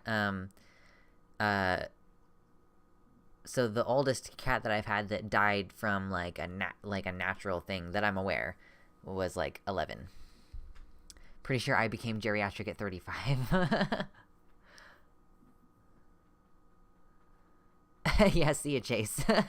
Yes, we are about to get started on... I am ready to start about trans surgeries. So I figured, like, it's a decent segue that we just came from talking about these laws attempting to limit surgeries on trans kids. So we could talk about, like, what types of surgeries trans kids might get. Like, that might be a starting point. Like, misconceptions about the subject of what kind of trans surgeries trans kids might get. I'm sorry to hear that, Gayfesh. Cat died at 16. She was an old lady. Yeah. just nothing you can do about their precious tiny little lives. We are like, death is coming for all of us. Like,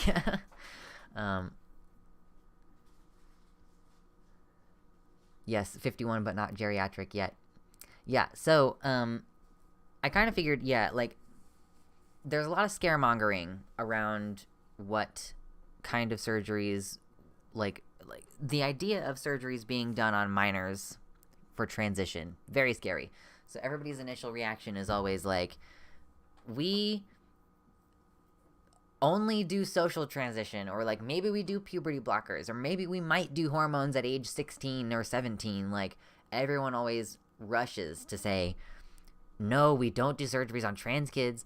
Like, that's obviously that's incredibly too far, you know, like, obviously that's too far. But I wanted to elucidate the subject just a tiny bit. You know, obviously you have social transition for kids. That is generally where you start. If a little kid says, I'm trans, you just let them get a haircut and dress differently, right? Then, when you get to be about 12 or 13, whatever, the age at which puberty starts to happen, Eli in the YouTube chat is curious about puberty blockers. You may start puberty blockers, which puberty blockers, like, as I understand it, it is an estrogen blocker for a female assigned child, or a testosterone blocker for a male assigned child. So, from what I understand, like, many trans women, as a matter of course for their hormone treatment, receive a testosterone blocker as well as estrogen. Although I have heard from some women that monotherapy is better, that is a subject to be, you know, debated within the scientific community, as far as I'm, like, I don't know.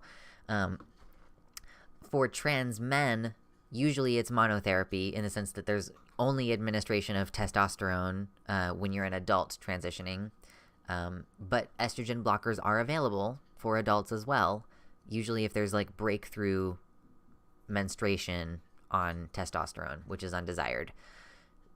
So usually, you know, right around, let's say, age 13, when a puberty starts to occur, whatever, a kid might be put on either an estrogen blocker or a testosterone blocker, which just temporarily prevents their body, while they're taking the medication only, prevents their body from reacting to whichever hormone is being blocked.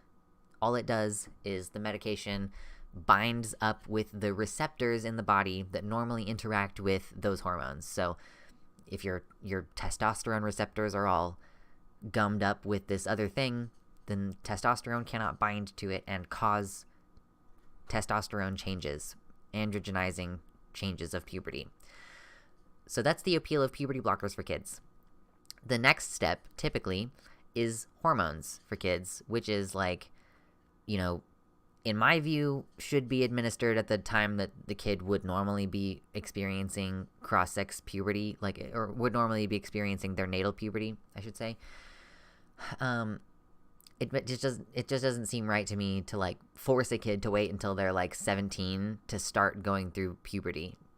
Just seems fucked up to me. But most of the time, that's where the trans stuff stops for a minor, right? Totally understandable. Like, that seems pretty reasonable to most people. Puberty blockers are totally transient. Like, they only put a pause on puberty. If you stop taking them, puberty will start happening as normal unless you implement cross-sex hormones or whatever. So, surgery on trans kids. The only surgeries I've heard of being done to trans kids, and I think this is totally reasonable, is top surgery on trans boys. So let's say, you know, puberty starts earlier for people who are assigned female, starts a little bit earlier. So if a girl child is like 12 when they start to grow breasts, totally not an abnormal age. And then they're like 15 when they know that they're trans. or maybe they found out that they're trans and like they had to go through the medical process, right? So they've been growing breasts for like 3 years, right? And they know that they don't want them. They bind, and binding when you're a teenager can be kind of dangerous in my opinion, because your ribs are like growing. Like your body is growing. So like if you are wearing a binder as a teenager, you need to be resized for that binder like every few months. You need to be like actively checking those sizes and stuff. Like it can actively be an issue if it's too tight, right? So you've been binding, you're causing tissue damage, like your breasts are getting bigger and bigger. Surgery available options change based on things that are affected by age and time. Like if your boobs are relatively small, you can get a type of surgery that has minimal scarring. So your chest will appear more like someone who never had boobs in the first place, as opposed to having the huge scars under the pectoral muscle that you will typically see.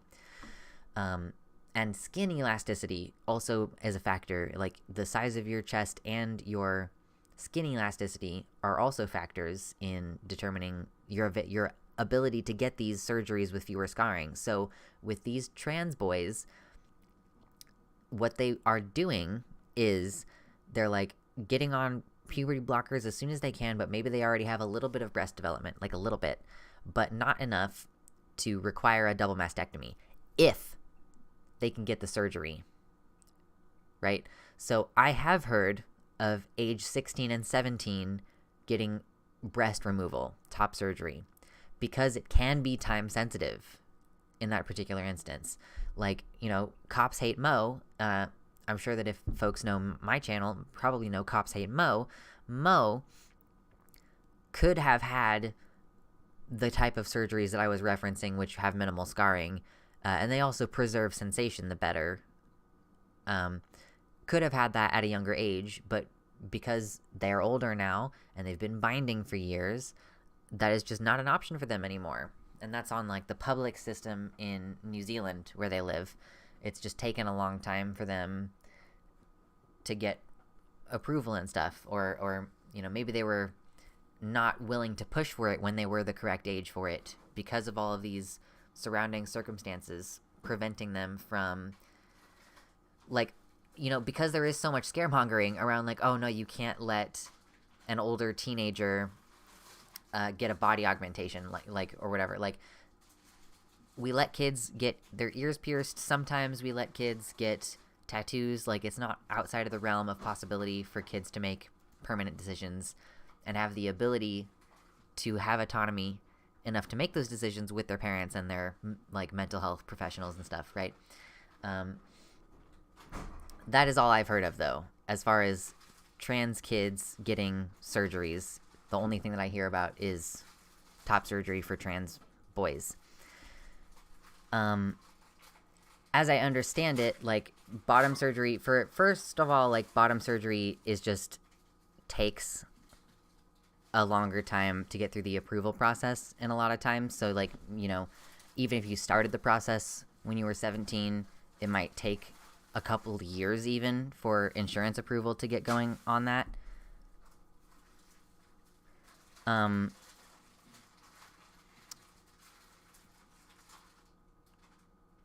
need to refill my water. I'm getting all distracted and I need my water. Hold on.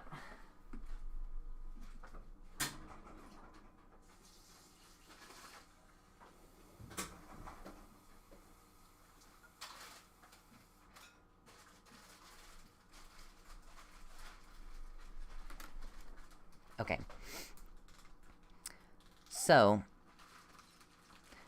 the process for getting bottom surgery takes a really long time to just get processed through anyway. Travel, insurance, all this kind of shit, right?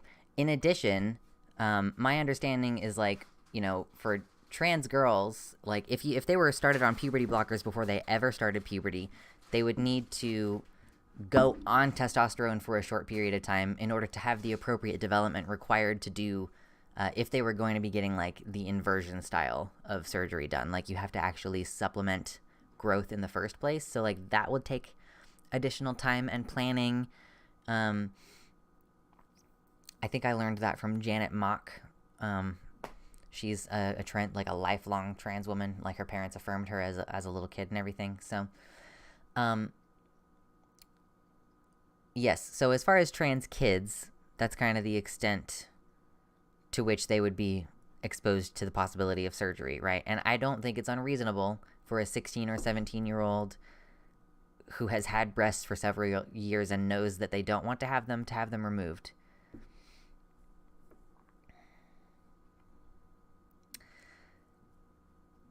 More broadly,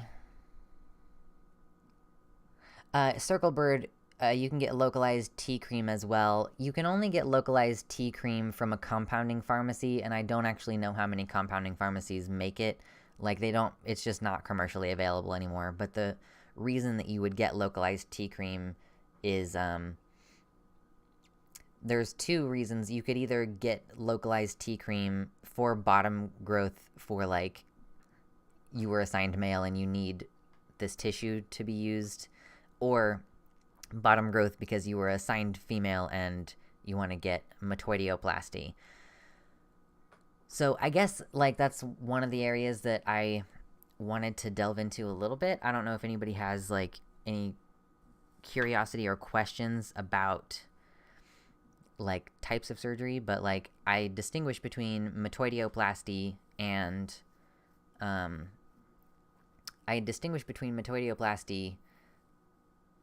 as a surgery that uses the natural natal growth to create a pubis versus phalloplasty, which uses a skin graft. So, this is really awkward if you are not asking questions.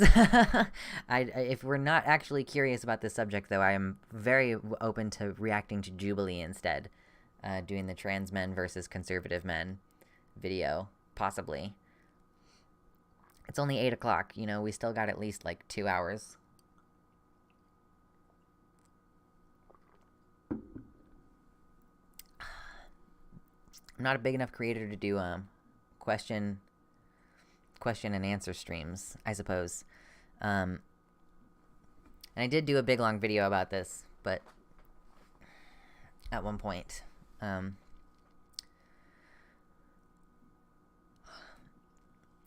There's, like, multiple different types of each kind of surgery.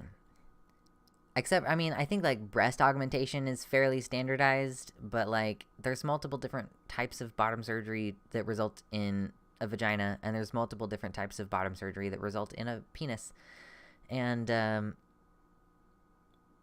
it's crazy how much of it is mix and match. And you can get, like,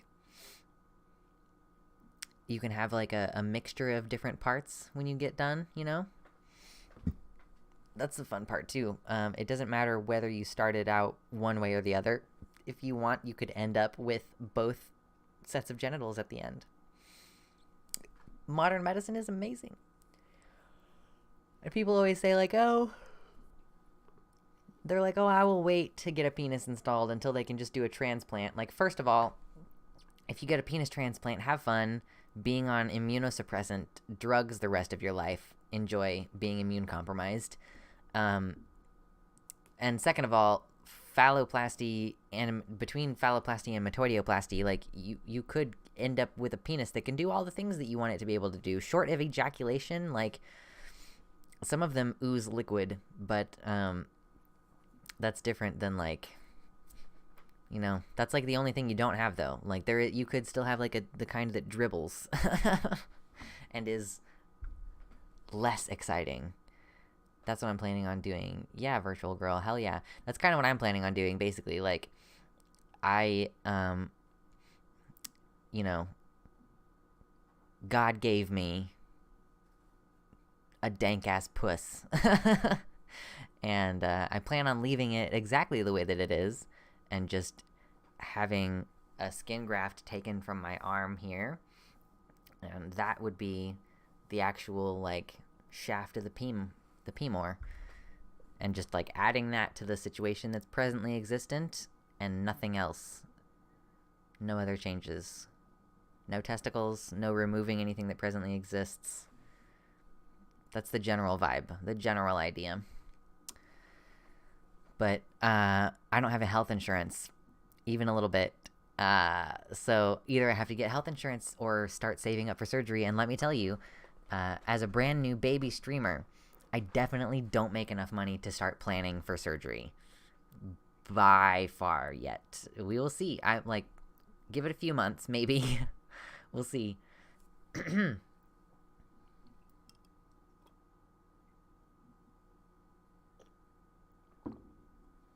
Fritzy says testicles are the worst. I mean, in a way, I could see the appeal about having them, but I just don't want them. I don't think I do. I don't think that's for me. There's just going to be a peb, and then you lift it up, and then there's a fahin. That's just what's going to happen. I didn't know when I first started learning about transness that that kind of result was just, like, possible in the world. It seemed like quite a leap.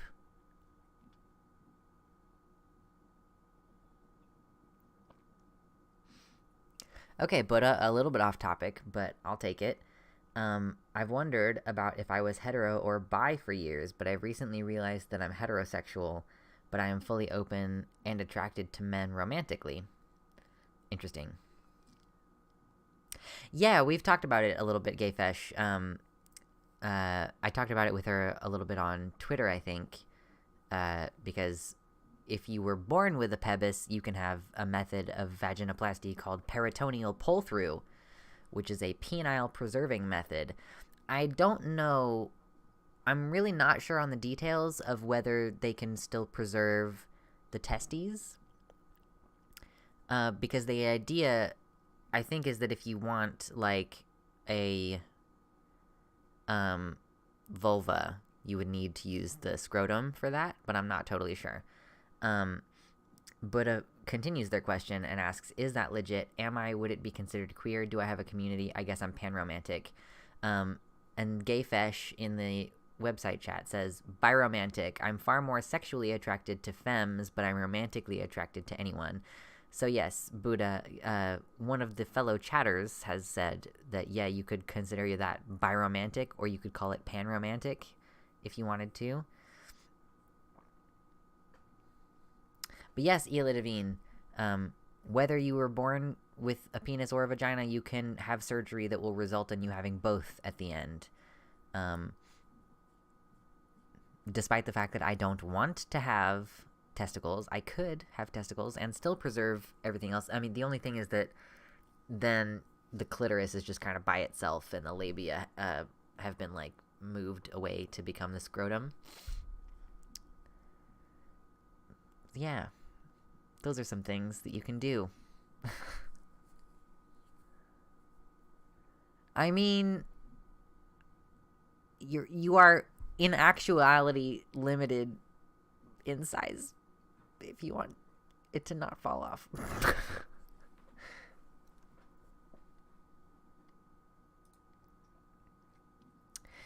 Yeah, Eli asks, is it true that they use the clitoris to make a penis, and are there similar surgeries that don't do that? Yeah, broadly. So Eli, broadly, there are two types of surgeries that can result in a penis, and one type of surgery, which is the type that I'm interested in, uses a skin graft, and it's called phalloplasty.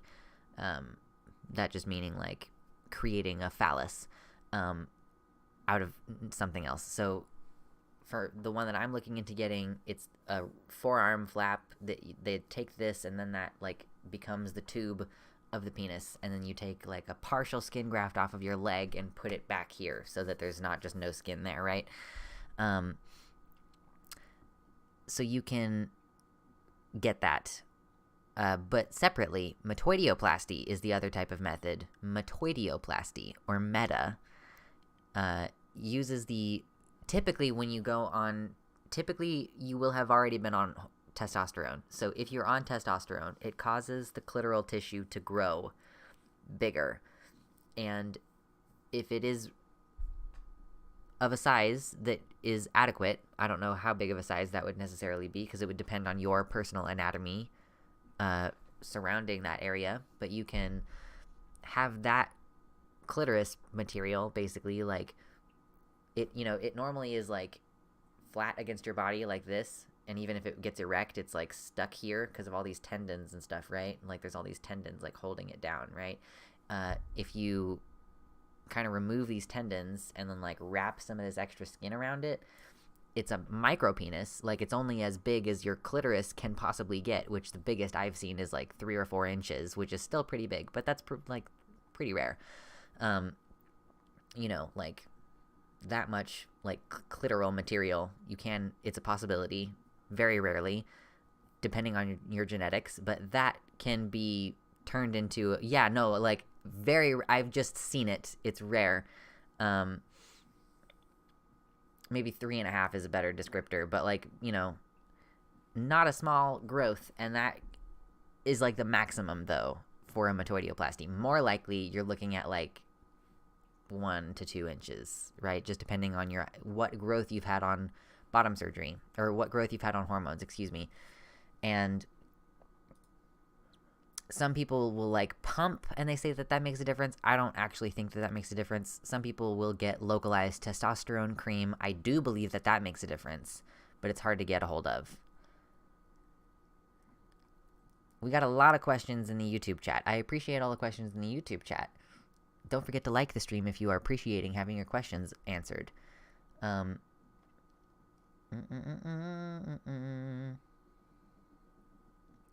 Is it selfish to want top surgery and not be trans? I myself do not experience gender dysphoria, but I've never felt comfortable having breasts. It's not weird at all. Oh, what's up, Holokin? Yeah, we're talking about surgery and everything. Yeah, sorry. So Amira in the YouTube chat, you can get top surgery and not be trans. Like, I am pretty sure that I'm in Facebook groups for surgeries, for like top surgery and bottom surgery. I'm pretty sure there are cisgender women in the top surgery groups. Like, or maybe they might use they, them pronouns. Some of them are like just really femme, non-binary people, but I'm pretty sure that there are cis women in there who've had top surgery, whether it be a reduction, which is totally normal for most cis women, like who have back problems, and just flattening top surgery. Didn't Tig Notaro get top surgery? Not because they needed top surgery, but because of a mastectomy, like breast cancer issue.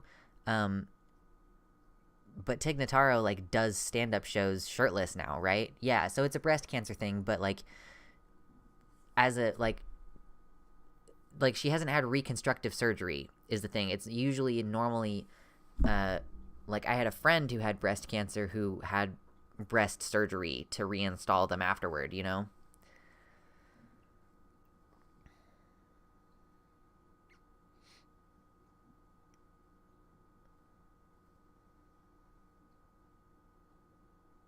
Yeah. Thank you, Go Get Your Gun, in the YouTube chat for confirming. Yes, there are cis women who get top surgery, even cis women who aren't lesbians.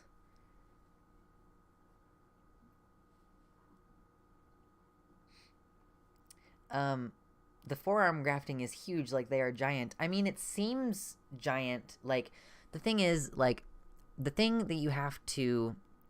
Thank you, Gay in Play. The thing that you have to realize, Ela Devine, about trans men's penises is that they are all showers.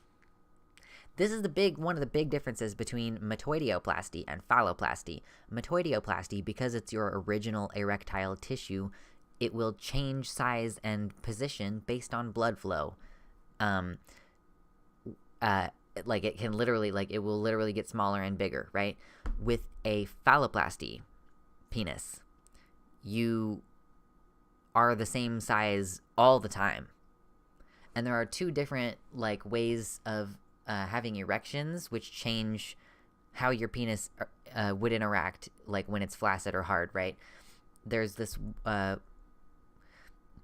one of the, I guess probably the main one that most people get is a like tube that's filled with saline, and there's a reservoir of saline that they put in a little pouch in your abdomen, and then you have a little pump in one of the testicles that can inflate it full of saline so it can be down and like squishier and then up and hard and rigid.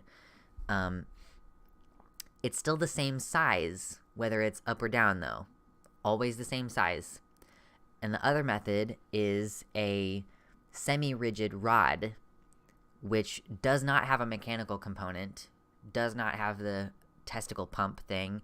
It's just a semi-rigid rod that is like attached to the pelvic bone. It's attached to the same way as the other kind, but it's just like a flexible like plastic thing inside there that you can like okay, if it's up, you can like move it down, but it's still rigid, you know? It's not like flaccid in this kind of sense, you know? It's still like holding its shape, and then you like pull it back up, right?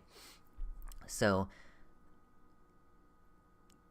basically, like, if you want to be able to have 6 inches of penetrative length, you have no choice but to have 6 inches of skin removed from your arm. And most trans guys are fairly small compared to cis men, at least. So if you look at my body, I don't have a... Shit. Oh, here we go. I have a tape measure. So 6 inches on my body, like, here, let's try to square up. 6 inches. Right there. Where my finger is.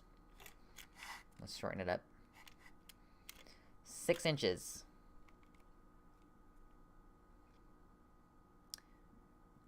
In order to have a 6-inch penetrative length. And then this 6-inch dick is going to live in my pants at all times. So I've known some people who have been like, who will say like, you just, you know, do whatever will fit to my height or whatever. And like, so some people will go for like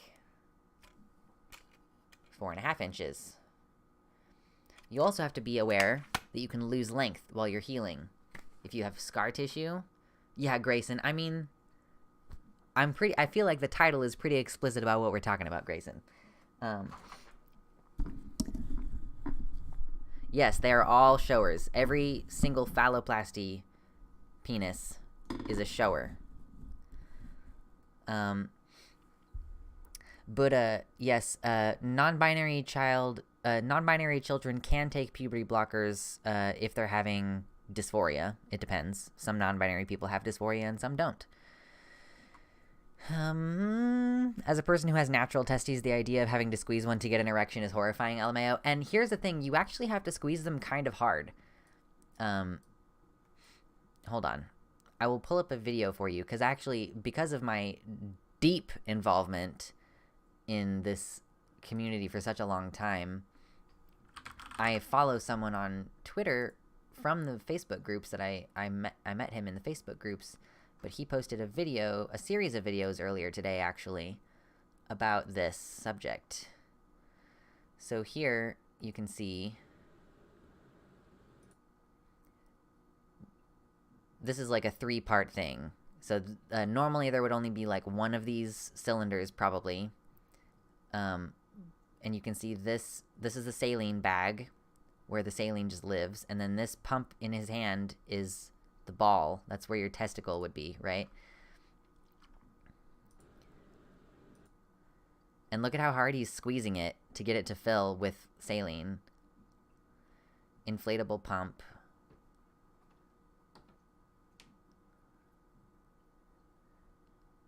And for a trans man, like, this is existing inside your labia. So if you just imagine that you had like this big fucking hard ball inside your labia and you have to squeeze it like that to get your dick hard. Some guys have heard say like it's kind of nice. It's kind of like you have to fondle your balls to get hard, which is like kind of affirming to them. And then this last video shows the water or the saline releasing out of the pump. There's a little like button on the bulb here that you press and release, and then he's squeezing the saline out of it, which your body would the pressure of your skin around the cylinder would be enough pressure to push it out. So yeah, that's what that looks like. I don't have a picture right this second of the semi-rigid.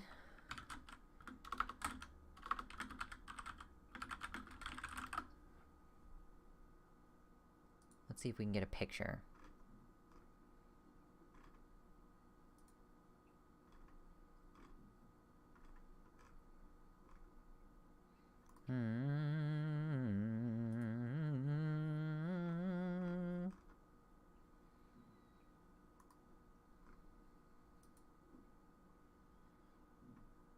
Okay, here we go. Oh, that's not a very large picture.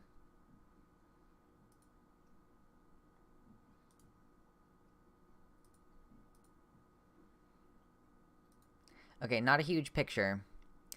But it's like just this. It's just like a rod thing that gets attached to your pelvic bone, and it inside there it has like, I don't know, metal, plastic, probably. I'm not sure. It's like sheathed in silicone. Um, so that's how it's like body safe, and that's how it holds its shape. Just a little thin little rod thing. So that's how erections work for trans men.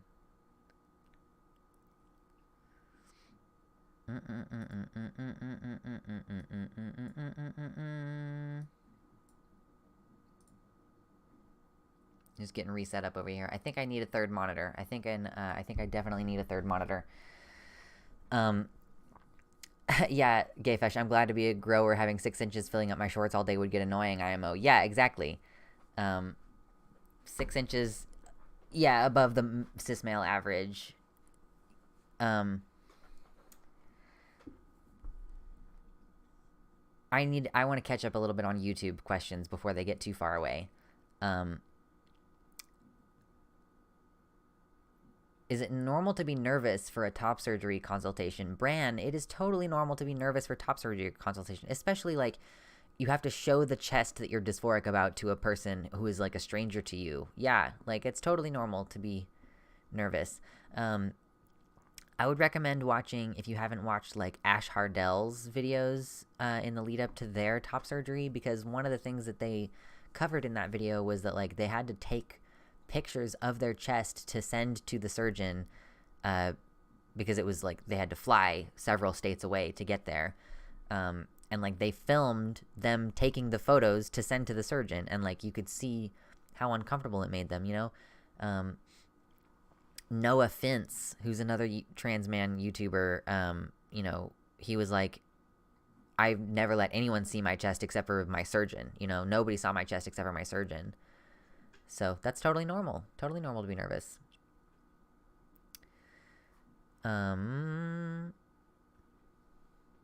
Buddha D, you cannot take puberty blockers forever. Not really. You need to be having some kind of, you need to have either estrogen or testosterone in your body in a pretty decent amount, or you will have bone degeneration. Not good. Amira, you're welcome to answer the question. I'm not sure if I will get to it. We'll see.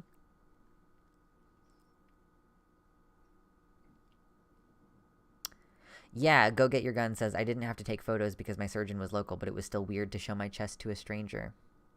Yes. Getting back to the website chat. Does the phalloplasty penis receive sensation? So, as far as I know, it's pretty rare for there to be absolutely no sensation in the penis. There are different methods, and different surgeons are better or worse at the neurosurgery aspect of this. So the reason why I want this graft taken from this location is that the nerves in the hand are innervated by like these 2 big ones coming down here, okay? Like down the forearm, I think, down the front, as far as I can remember from looking at the diagrams of it. So with radial forearm flap phalloplasty, both of these nerves are taken because one of them gets attached to the erogenous sensation and one of them gets attached to tactile sensation. So from what I understand, it's pretty rare for there to be no sensation whatsoever. Other types of procedures don't have that second nerve, so they primarily get hooked up for tactile sensation. So if you get a skin graft from your thigh or your back or your abdomen, you are less likely to have a erogenous sensation. Although I have heard some people say that when they had the thigh transfer, that they had erogenous sensation. Okay, so and that's what we're talking about is in the actual phallus itself, the newly constructed phallus, right? Even if you have phalloplasty, you can absolutely just leave the clitoris open and available to be touched like normal, but you can also have it buried. Even if it's buried, they just take some skin, very thin skin basically, and just cover it over. It's still under there. It would be like your clitoral tissue is just under some skin, so it could still get a little bit hard and then go back down. And you can touch it through, you can press on it through the skin and still have sensation that way. Even if you don't literally have your phallus innervated by an erogenous nerve.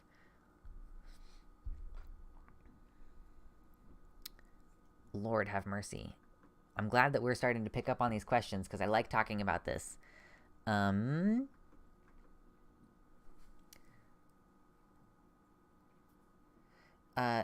If a person who is assigned male wants to remove their testes to build a pseudo vagina under the penis, could they make it reach the prostate for us reasons? As I understand it, the back wall of a neovagina is in contact somewhat with the prostate. So as I understand it, the prostate is sort of like if this is your rectal cavity and this is your vagina, it's between, it's in here. Right? That's my understanding. It's hard to get access to non-binary specific surgeries. I guess it can be. It sort of depends. If it would be possible to have a non-binary puberty. Not really, unfortunately. Intersex people can have strange things happen during puberty. I don't know if it's I don't know. It kind of feels like you have to have either testosterone or estrogen in your body, and I don't know, maybe if you just... It seems like if you have equal-ish numbers of it, then the testosterone tends to come out dominantly. I don't know.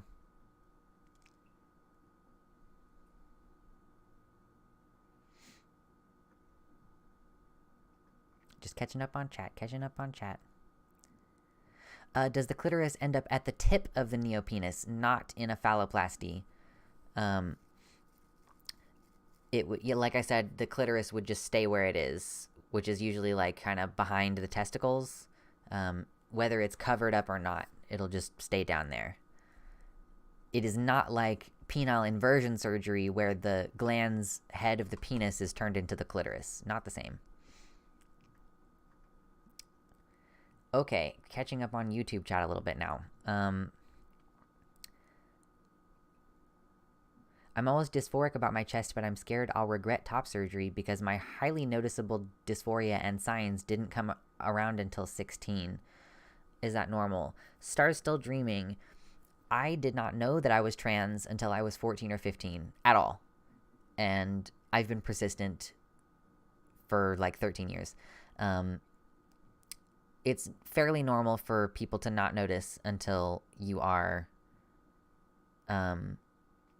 in puberty, until you're actively in puberty. Some people know when they're little kids, but if you're not in an environment where it's a possibility for you to question that, then it makes sense that you wouldn't notice until you are just literally in the thick of dealing with the puberty that you don't want to be going through.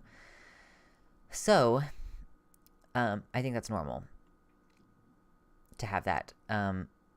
It's normal to feel like you might regret it, though. I would say maybe twice a day for a month or two, check in a diary or something, in a journal. It's the morning of March 31st, 2022, and I'm very dysphoric about my chest, and I don't want to have boobs anymore.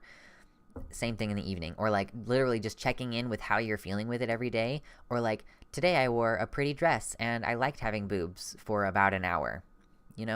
Check in on that and then look back at it at about a month and be like, oh, every day I fucking hate having breasts, and I get in that documentation for yourself to validate yourself can be quite helpful, in my opinion.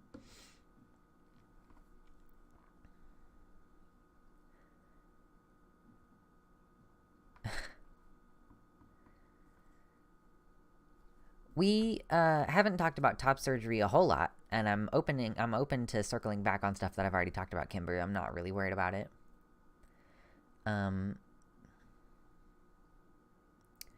Grayson asks, if you took puberty blockers, then hormones, would you then not go through the typical puberty? Yes, Grayson, that is the goal for transgender children. Like, when we say we want transgender kids to be able to transition, the goal is for them to avoid going through any of the incorrect puberty. So the goal is, they would go on puberty blockers and then go on the correct hormones for their gender and then move forward with that. Because so many of these changes during puberty are very, not reversible. You cannot change your facial bone structure, like a little bit you can. Like with intense, expensive surgery, you cannot change how wide your shoulder bones are or how wide your hip bones are. You can't change that. So the idea is to intervene before irrevocable changes occur.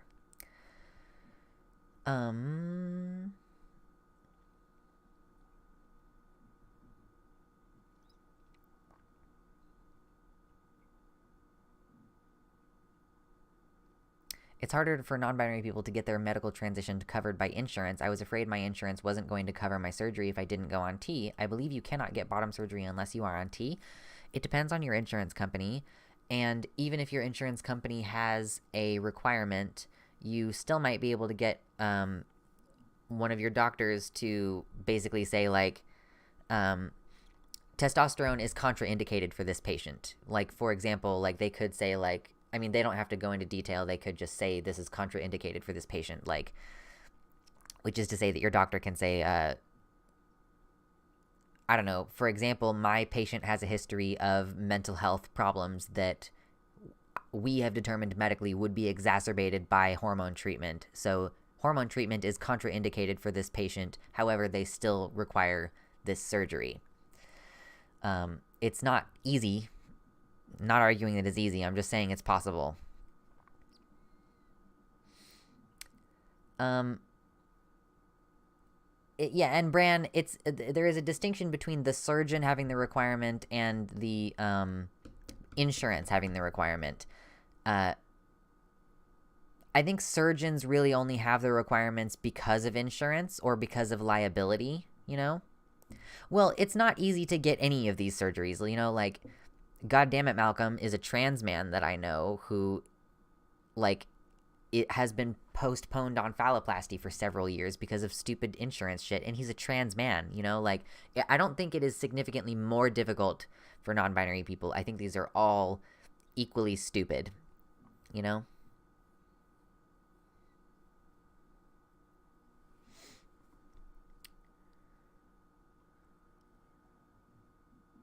Amira, I've read some of what you've said. I didn't know if you had a question that you were going to punctuate all that with.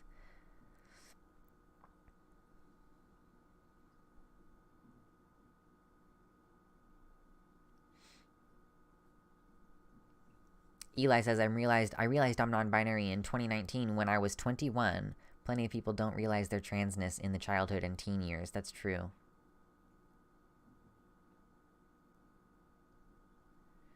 Yeah, Morrigan. We've just been talking about the logistical aspects of surgery, like what the actual surgeries and stuff are like. So you're welcome to go back and watch through or ask any questions that you have now, whatever works. Boob hair is FTM/MTF solidarity. True.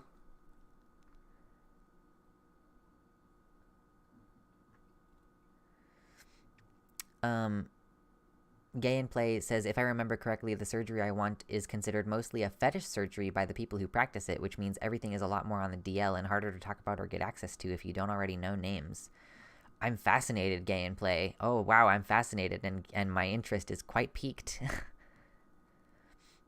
Hey, Kimberwolf, that's good to hear. Working on getting a consultation for top surgery. That's cool. Your hip bones can widen a bit if you begin puberty at some point before around 25 years old as AMAB. Well, yeah. That's true.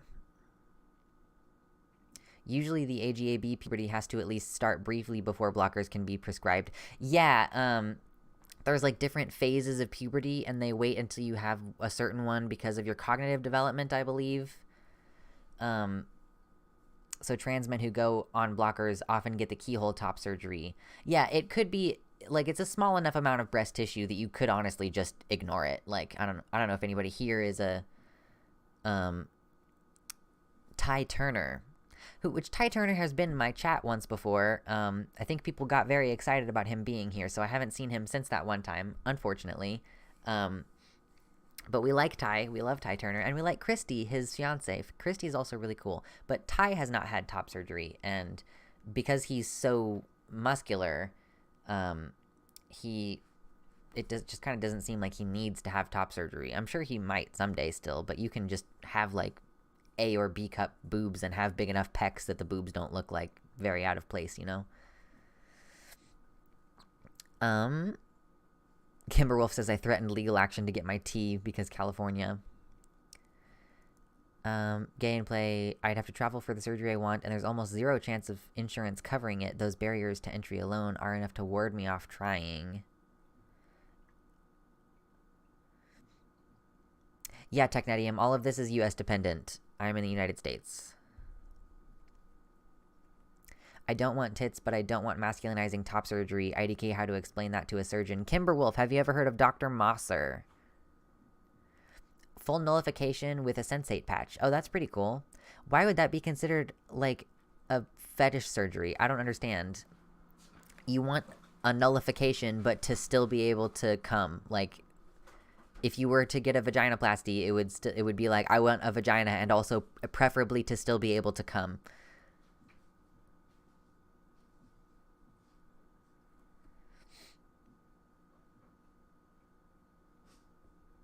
Yeah, you can get extreme reduction. The thing is, like,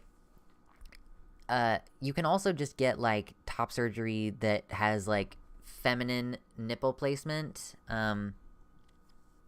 Yeah, Mosser is in San Fran. Because Dr. Mosser has, like, first of all, he's willing to do surgery on heavier patients. I think it's Mosser with 2 S's, like that.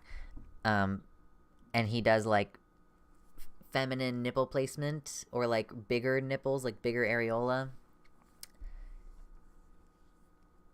Yeah. And he does T-anchor, which has a greater propensity for preserving sensation in the nipples.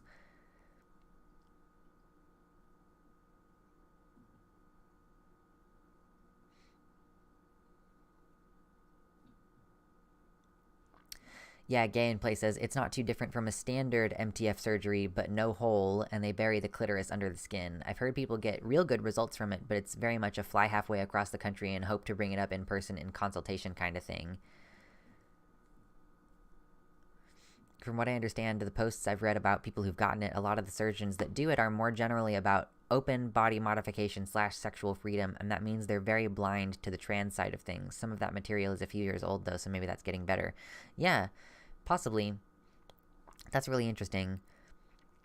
Are you set on the null? Because I have also heard of people just doing, like, zero depth vulvoplasties, essentially.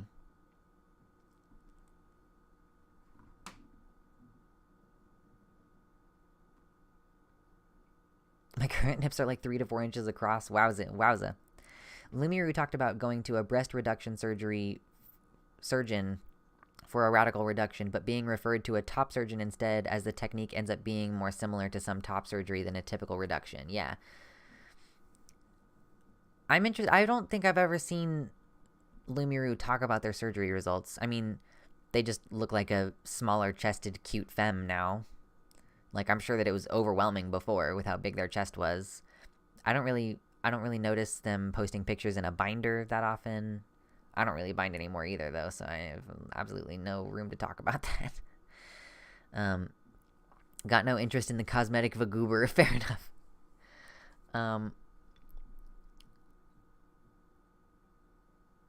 In the YouTube chat, do you still get misgendered in public? I still get misgendered, but since my dysphoria was alleviated by the top surgery, I've become apathetic.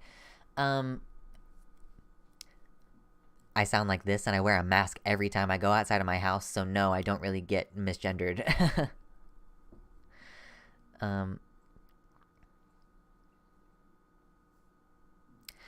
Okay, so Amira, in the flap-free bottom surgery. Oh my god, that's horrible, Technetium. I cannot believe you just said that. Someone in the YouTube chat was, oh my gosh, it was just okay, I gotta go over here and scroll over here. Somebody in the YouTube chat was saying, I'm a sex-repulsed asexual. Growing up, it's not something I really thought about. I just knew that's how I was. After becoming an adult, people made me feel really self-conscious for it. I just started dating a guy who's really sweet, but I constantly worry that things will fall apart because I'm ace and he's allo. He says he's okay with it and understands. I still worry. Didn't know how to form it as a question. This is a situation of me not knowing what to do. Logically, it's just who I am and there's nothing wrong with it. Emotionally, I question if I'm broken. Yeah, I mean, you're not, like, broken for being sex repulsed. That's not, like, a thing about you that is wrong. It is possible to be sexually incompatible with your partner, whether you're ace or whether one of you is really into kink or something. Like, I will openly admit that being a sex repulsed asexual, if you insist on also being monogamous with your partners, is definitely going to limit your dating pool. But that's not, like, your fault, you know? Like, me being trans would limit my dating pool if I weren't in a monogamous relationship. That's not something wrong with me being trans, though. That's just that, you know, people are not as, like, open to being in that type of relationship, you know? Oi, Lucy. Hey. You leave my plants alone, sir. You leave my plants alone. What are you doing? Hey. Tsk. What are you doing? Lucy. Lucy. Thank you.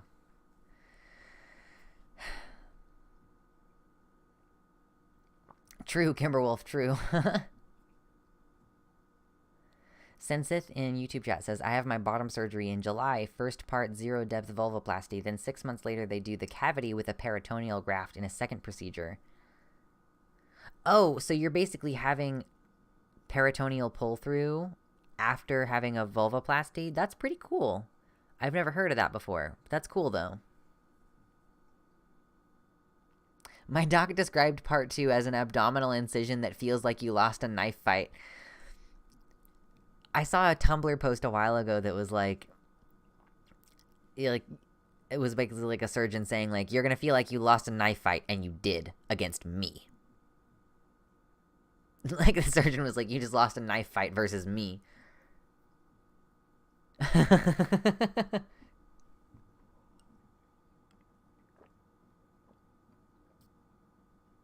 Yes. Surgeons. Being silly people.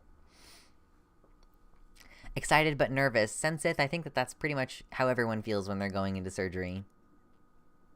See you later, Holokin. Have a good night. Yeah, Ela Devine. Like, there are just some instances in which polyamory is useful to be on the table, you know? Like, if you're in a monogamous relationship with someone and you really want to, like, explore, I don't know, anal sex, and your partner really doesn't want to, then you might have to break up or renegotiate your relationship, you know? I'm not a black pill person, but I'm afraid that I'm going to have a hard time finding a partner because I'm becoming more masculine in appearance. Cis lesbians don't like me anymore. Yeah. You said, Mersh, that you were going through, like, a hormone change as an adult. I guess I'm curious, like, if you're cool with it, or if you would like to, you know, I don't know if you want to be more feminine, or if you're just like, I don't care, I'm intersex, and things are gonna do what they're gonna do, you know? Because, I mean, I'm sure that if I think you might have been assigned female, and if you were, then you might be able to just be like, oh, I need HRT for menopause now, if you wanted. I'm in a romantically closed, sexually open relationship, not technically poly, but open, because we both hoes. Yeah, I don't actually know, like, I think that is the distinction between polyamory and an open relationship. Like, polyamory is, like, where you're actively trying to cavort about relationships, whereas an open relationship is more like we will have casual contact with other people, but not like ongoing romantic relationships. That's kind of the understanding that I have. I feel like being polyamorous would be very difficult. Like at the very minimum, I would not be able to. I would be a very jealous partner. I have fear of abandonment. It's really kind of a problem. I'm also not sure about being open at this point, but I don't know. It would take a lot of work. It takes a lot of work. Whether, I don't know, it just doesn't matter what situation you're in. It always takes a lot of work. In a poly and kinky relationship of many years, important thing to remember is there's always lots of love to go around. I tried poly and it didn't work for me. I think it can depend on like the relationships that you're in.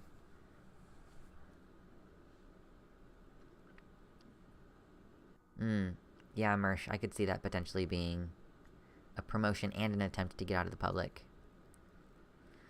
I just started my journey as a poly person. In fact, me and the guy I've been seeing are going to begin our new relationship as a new polyamorous couple. That's pretty cool.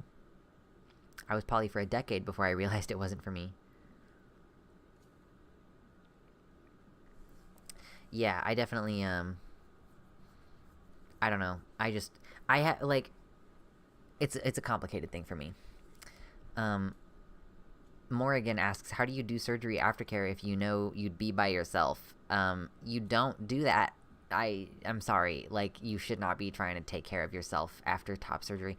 Like, if you are lacking social support to that degree that you don't have, like, 3 people who are willing to touch base with you throughout the day as you have top surgery, or, like, 1 or 2 people who are willing to actually stay and care for you, you need to just budget to hire a carer. Please don't do like sex change level surgeries. Like top surgery, you cannot like lift your arms. Like you're a T-Rex like this for a while after you have top surgery, like a week or so. Like you cannot reach to wipe your own ass, okay? Like, so prepare to have a bidet installed. You know what I'm saying? Like, there's a lot of logistical things. It is not something that you should just be like, yeah, I'm just going to take care of myself. If you do not have a person to take care of you, budget for a carer.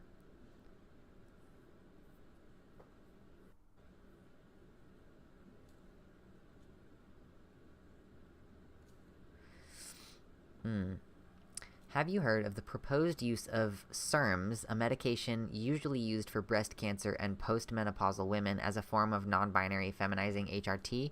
They can be used for feminizing effects without breast growth. That's really interesting. I had not heard of that before. I think it's pretty cool. I think that would be really interesting. Like, it can feminize you, but doesn't. Medication used for breast cancer and postmenopausal women. Okay, that's cool. I can definitely see that. I'm sure that there are plenty of assigned to male non-binary people who are like, oh, I would love to start HRT, but I really, really don't want boobs. And then, like, you know, for them, it's like you could still have a top surgery if you wanted to later, but, like, why would you do that if you don't have to?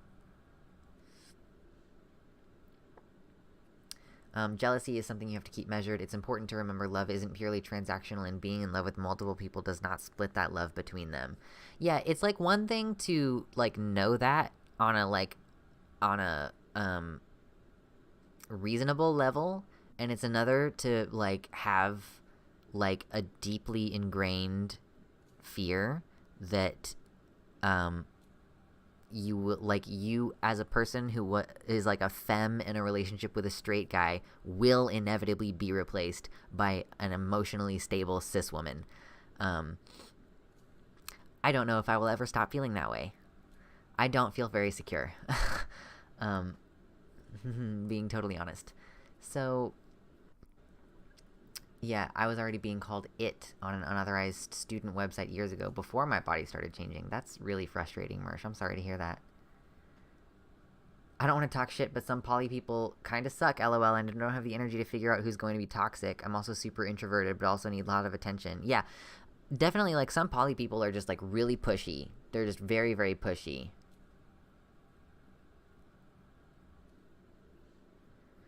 Morrigan, if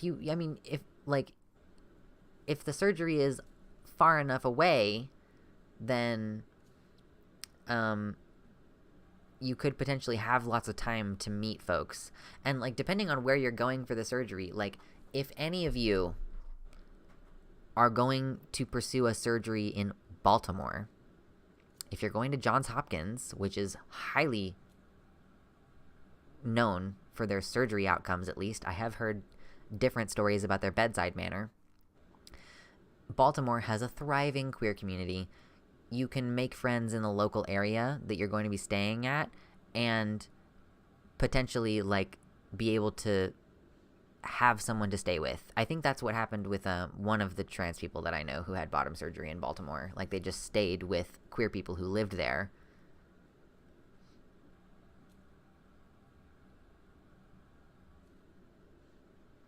To be successful as a poly person, you need to recognize the difference between equity and equality. Yeah. Like, I am a deeply insecure person, and I'm in a relationship with, like, a borderline asexual cis guy, and, like, would it be unfair if I was like, what if I could have sex with women and you didn't? Like, you know, because the equity part of it is like, my partner is getting everything that he needs sexually out of this relationship, you know? Like, if I'm the one who's like, oh, I would like to top women, you know, is it unfair for me to be like, I want our relationship to be open, but only on my side, you know? Like, it's a whole fucking thing. We have too much shit that still is like, we're still very actively working on a lot of stuff about ourselves, you know? It's only unfair if he thinks it's unfair. I only brought it up because there's a possibility of there being a philosophical difference between, like, the equity and equality. Like, I view it as being about equity. I know some other people are like, well, it's not fair if you can do this and I can't. And it's like, well, it's about getting your needs met, you know?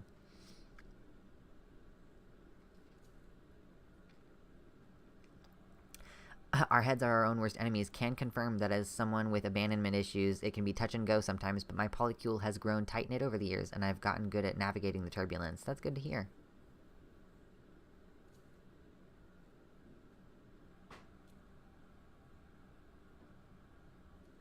My partner definitely hooks up way more than I do, and I'm perfectly happy with that.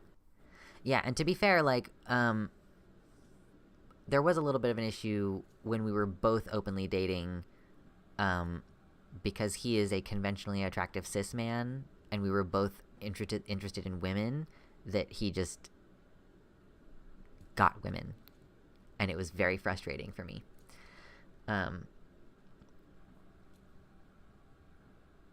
My sir and partner of 4 years was in a monopoly relationship with his late husband. It's doable, but it takes a lot of cool-headedness. Yeah. Equity is about making sure everyone is having equal levels of their needs being met. Yes, exactly. So, like, if one person just doesn't want to do something, you know, then, like, is it right for that person to be like, no, you are not allowed to do it either, you know? It's just tricky to figure that stuff out. And it's, you know, sometimes you're just, like, not compatible. Again, like, circling around to what I said earlier. Sometimes you're just not going to be able to fix that, you know? Like, if you're, as Amira was saying in chat, if Amira is, like, a sex-repulsed asexual in a relationship with someone who is allosexual, if your partner is really like, I need to have sex with someone, and you're like, well, we're in a monogamous relationship, and because I don't want to have sex, you can't have sex, like, it might just not be a situation that works. But that's, like, it just happens, you know? Like, the same thing happens with when people come out as, why is there noise playing? Is there noise playing?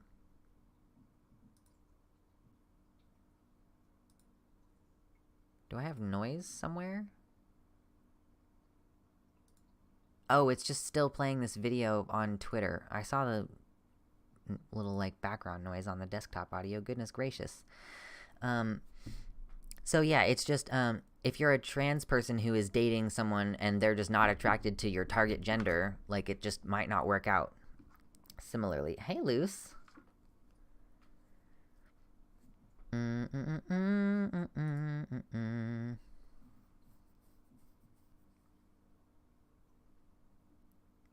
Yeah, so in a monopoly relationship, it would be like one person is committed to that coupling, and then the other person can like have other relationships and date other people. Is there a pretty big queer community to date where you are or not? Because I feel like you would have game in Seattle. I probably would have game in Seattle. I live in the Midwest. Um, like locally, there are a decent number of queer people. In the broader area, probably not. Yeah, everyone gay in Seattle. I feel like in Seattle or in Portland, I would have game. Um, but we would go to a convention in like Minnesota, and he would just be like, "I exist," and girls would be like, "Wow," and I'm over there like,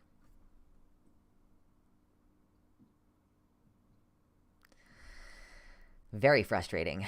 Um, yeah, where do I find queer people? True, I don't. I feel like a lot of the queer people around me are relatively young too. I'm not sure. Oh my god, I knew a girl in college whose sister would end up taking both her boyfriends and girlfriends. It happened every time they visited her home. Rip. I have wanted to live in the Pacific Northwest for a while, you know, because I think that the my people would be up there and the weather is preferable up there. I don't think my partner is willing to move out of state until his dad dies. So,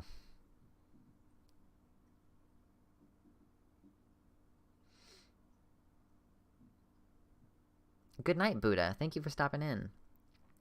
Grayson says, my partner is poly. I'm not totally sure if I am, but I am totally okay with that dynamic. There have been difficulties, but communication got us through and made our relationship stronger. That's good to hear. Oatmeal Turtle says, okay, actually, though, I feel like my part of the Midwest is just homophobic people. It's driving me crazy. Yeah, I happen to live in a little blue bubble.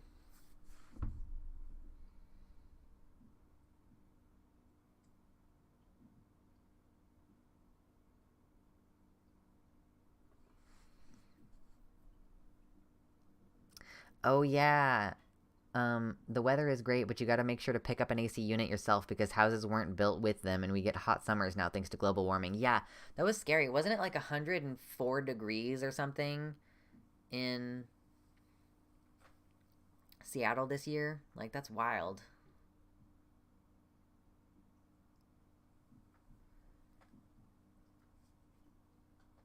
Yeah, it's tough though to find community and stuff.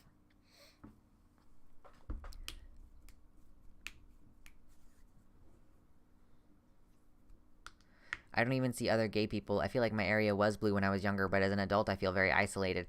Yeah, that's fair too. Like, I do feel like the area has gotten more and more conservative as I've gotten older, but maybe that's just because I'm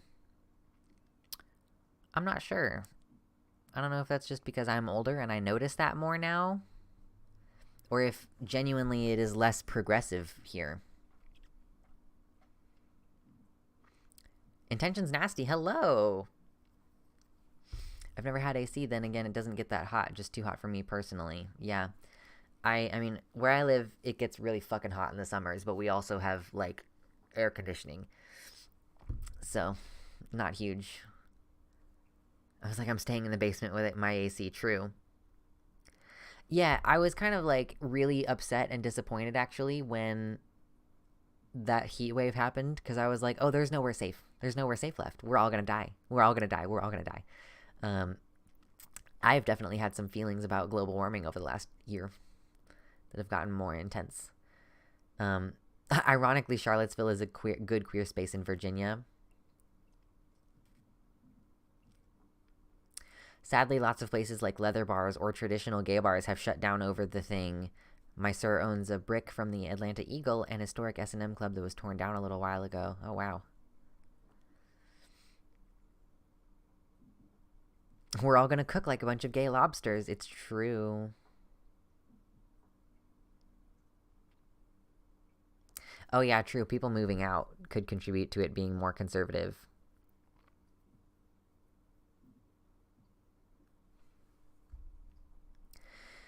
Yeah, Morrigan in the YouTube chat, you have to like just confront the avoidance at some point and just power through it, you know?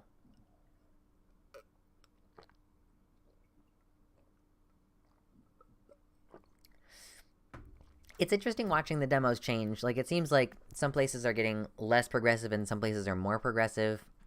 And it's hard to tell whether that's because people are moving or whether people are,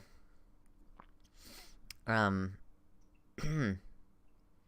gosh, whether they're moving or whether they're just like coming out when they're older, that kind of stuff. I come back into the stream and I hear we're all gonna cook like a bunch of gay lobsters. Yeah, global warming in Seattle. The subject. I'm yet to de-isolate myself from the outside, but I do plan on doing that once I don't live where I do now. I'm like probably gonna be stuck on like a COVID unwillingness to go outside for a while. Because it's just not like it's not getting better. I don't want to go anywhere and meet people. I don't want to go anywhere and be around people. It really sucks. Yesterday morning, I was like doing the thing where I'm trying to wake up and I feel like shit in the mornings every day, and I had a little blip of like suicidal ideation where I was like, this is my life now. Like, I wake up and I spend my entire day dealing with my disability and like working on video stuff in here. I need more social contact than I'm getting right now. Like, I don't have friends locally and I don't want to meet anyone locally, but I just don't have a choice anymore. Like, I'm not doing a good enough job at maintaining those connections online. Like, I struggle with DMs so much. I just don't know what to do about it, but it's really like, now that I'm not going to work elsewhere outside of home, like, it's very difficult.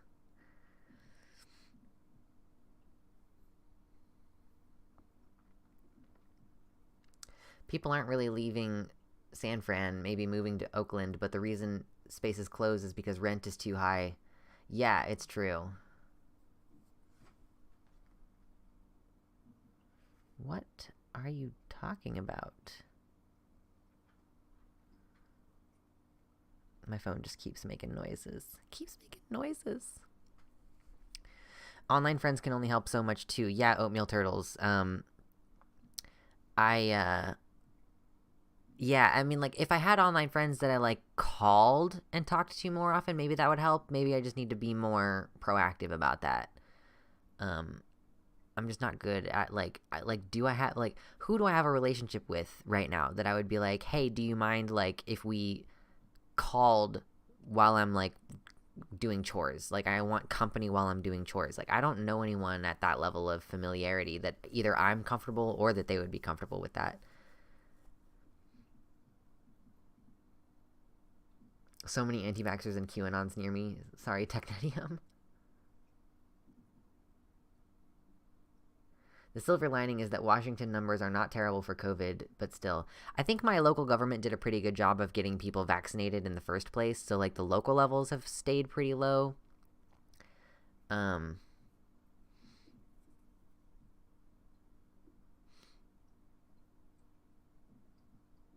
But I'm just still so nervous. Like, I have a baby shower I'm supposed to go to next month, and I'm like, I don't even know if I'm gonna go, because I'm just so concerned. I don't know if it's a reason. I don't know. I'm like, I don't know if it's reasonable to be freaked out by COVID. Like, I don't know. Is it reasonable to be freaked out about the possibility of suffocating to death? Or, like, losing even more of my ability to function than I already have? Like, I'm already disabled. I don't want that. Anyway, oh, the guy I've been dating developed agoraphobia during the pandemic. Yikes, Ela Devine. Yeah, I definitely, like, get freaked out about going to like going out in public and being at the store and stuff. Like there's no mask mandate anymore, even locally, so I don't love it. I try to only go to those places at certain times of the day so that I don't run into very many people.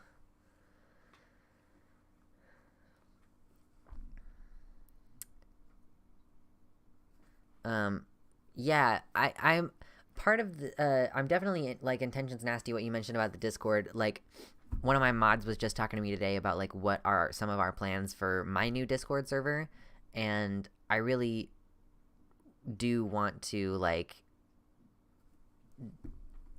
make that, I want you all to feel when you join the Discord server like you're gonna get more of what you enjoy from the content. Like, I want them to be really heavily intertwined, and I want us to have, like, an active community. Like, I want the community in Discord to be almost as active as our active discussions that we have here in chat. I want you all to be, like, interested in what we discuss and interested in discussing it with one another, and, like, having those community things where, like, we just hang out and talk, or we schedule times to play games together, or we schedule time to watch a movie together or something. Like, I do want, like, to make a more active attempt to build community surrounding this channel and this stream. Like, I really want the Hordies to be, I want people to join the Horde and have that be meaningful. I want that to mean something. And I think that would help me a lot too. To have that social space where I can engage. It's tough because I'm still, like, holding the power in that dynamic, but I developed agoraphobia after Trump won. It was such a shock to my system that he'd win that I couldn't trust being around people for, like, a year afterward. Yeah. I am just more and more distrustful of people, honestly. Who's up to be Zephyr's emotional support Discord kitten?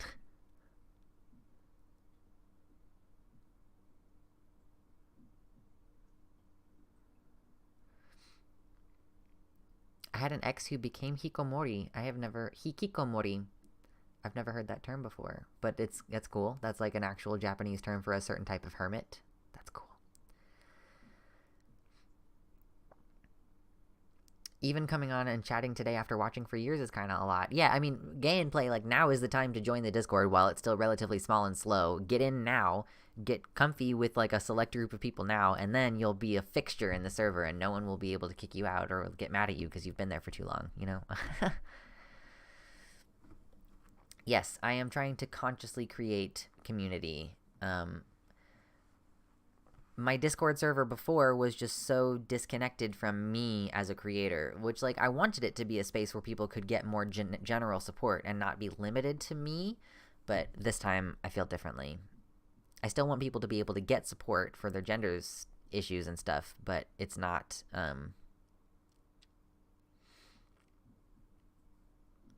like, I just want it to be more deliberate this time. I want it to be active, related to the content.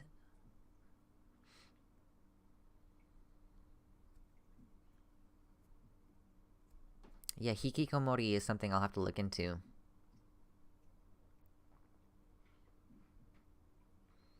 Still a lot of effort to actually jump into a call.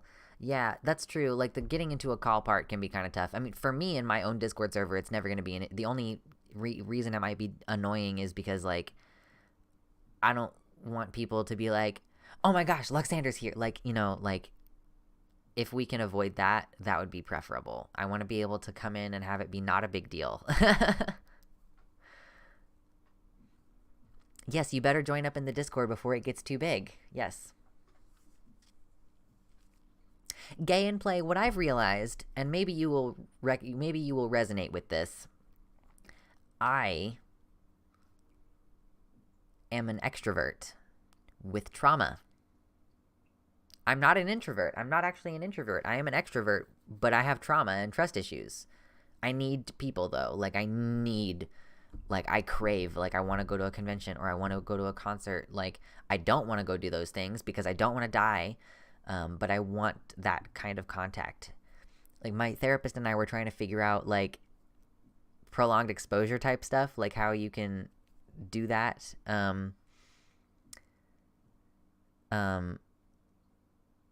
Oh my god, I totally forgot what I was saying. I am actually like, I need to take a pee break. That's why I get distracted, because my brain is not working. I need to get more water. But yes, I'm an extrovert with trauma. I need to be around people. I just don't trust anyone. Be right back momentarily. Excuse me. I'm gonna get water and then go pee.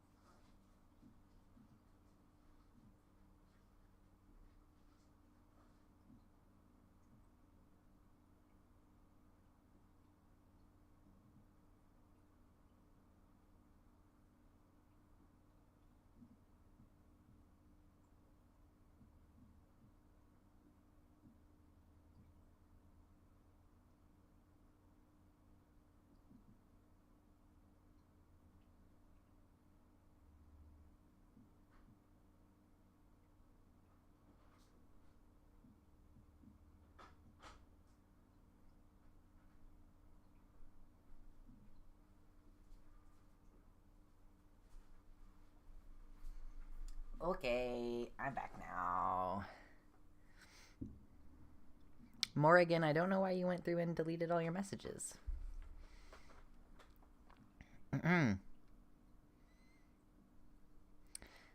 Claire Christensen in the YouTube chat asked if there are any tips for where to find queer people IRL. Usually my tip for meeting anyone IRL is to engage with a hobby, and like just pick a hobby that happens to have other queer people who also do it. Like I don't know. I don't have any advice. Do you think you'd need to move to a different area for you to have more IRL interactions? I probably could have more IRL interactions where I already live. I'm just not good at it. I'm very resistant.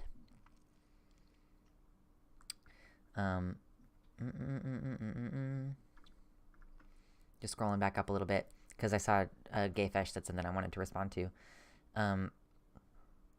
When Demon Mama was small, we'd hang out in VC all the time, but now she can't go in VC without 30 people joining the call. Yeah, unfortunately.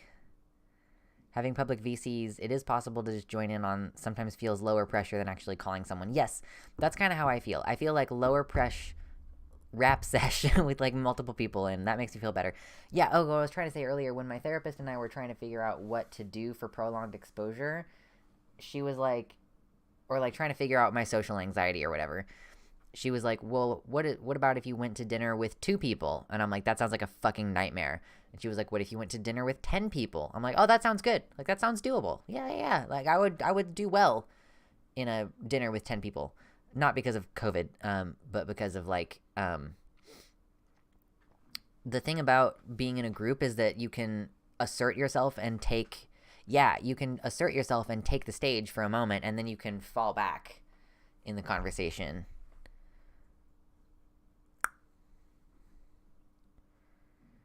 So, I'm just still catching up on the chat. I'm glad that other people resonate with the idea of being extroverted but having trauma that just kind of gets in the way of it.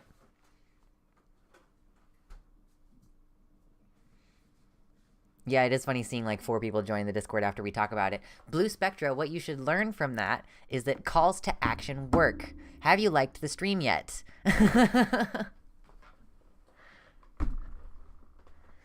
Gayfesh says, I'm not like a celebrity yet, but I am known enough that sometimes I'll join a voice chat and get a mild dog pile before things settle down. I really don't want things to get much beyond that. Yeah. Mersh has been hanging out at the cigar shop still.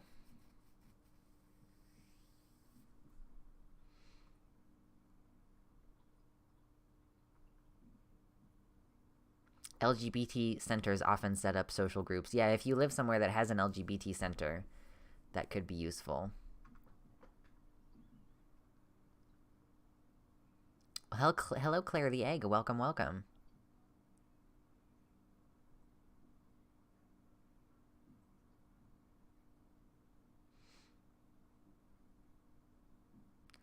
Yeah, I guess, like, in the welcome and rules, I guess I just assumed that if welcome and rules is the only available thing that you can see, then you would, like, look at all the messages in there.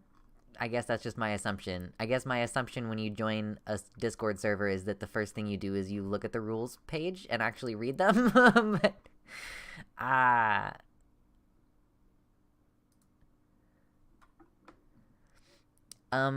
Since you're on the website, Claire the Egg, there should be a link up in this area.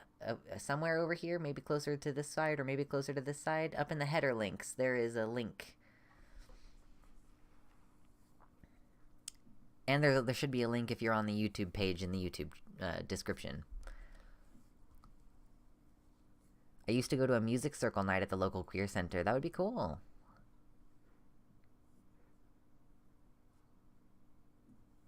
Am in. Welcome, welcome. I've joined local pride groups, but most of the meetings have been canceled due to COVID. Yeah, that's like the thing. I'm getting too old for the youth center near me. I think that there is like an LGBT center that just opened up fairly close to me, but I think it is like specifically for people of color, and I'm like, I want to help, but I don't have any money. Can I like help like physically somehow without it being like a weird power dynamic situation where then I would be like in a leadership position over like queer youth of color? Like, I don't know. I'll clean the bathrooms. Like, this is a thought that I've had. Like, can I just clean the bathroom like twice a week? And that'll be how I volunteer to help. I'm so glad that you all are exchanging your info.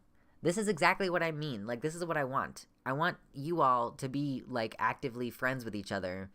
And, like, I don't want it to be cliquey, obviously. Like, don't form a clique. Don't, like, you beginner people who are here at the early now, like, don't form a clique about it. But be nice to each other. Be supportive to each other. One thing that people really valued about my last Discord server was that they figured out their queerness there, or they helped other people figure out their queerness there, and I definitely want that to be something that we can be open to talking about. Too late, we're forming a clique already. I know, God. True, yeah, Technetium, if you go to local furry events, you will undoubtedly meet the queer people. Undoubtedly.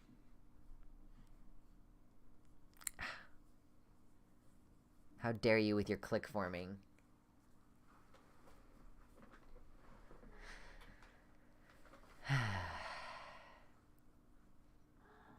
Hey, Mitter. Hi. How are you, buddy?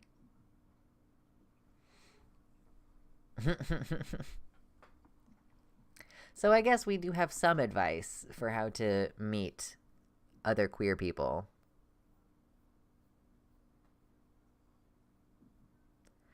Yeah. Yeah, Blue Spectra, talking with people questioning gender/sexuality is always enjoyable. There is something about being in that teaching mentorship position that I really like. Like, it is just heartwarming how many independent times someone I know in my actual life is like, hey, I wanted to ask you about testosterone. Like, and then they went on T, like, that's so nice. Like, I was thinking of someone in particular then. Like, when I was 14, I dated this guy, and his best friend's girlfriend at the time is someone that I've just remained friends with on Facebook, even though it's been like 14 years now. As of when we had this conversation, it was less time than that, obviously, but more than 10 years since I had dated this person. Just kept this person as my friend on Facebook, the girlfriend of the friend, and they were like, hey, I am curious about testosterone, and like came to me to ask me about that, and then now they're on T, you know? So I think that's pretty amazing. That's just a weird thing that happens in my life sometimes. I went to a local queer summit/convention a few years ago only to meet a few other people from my school. Nice.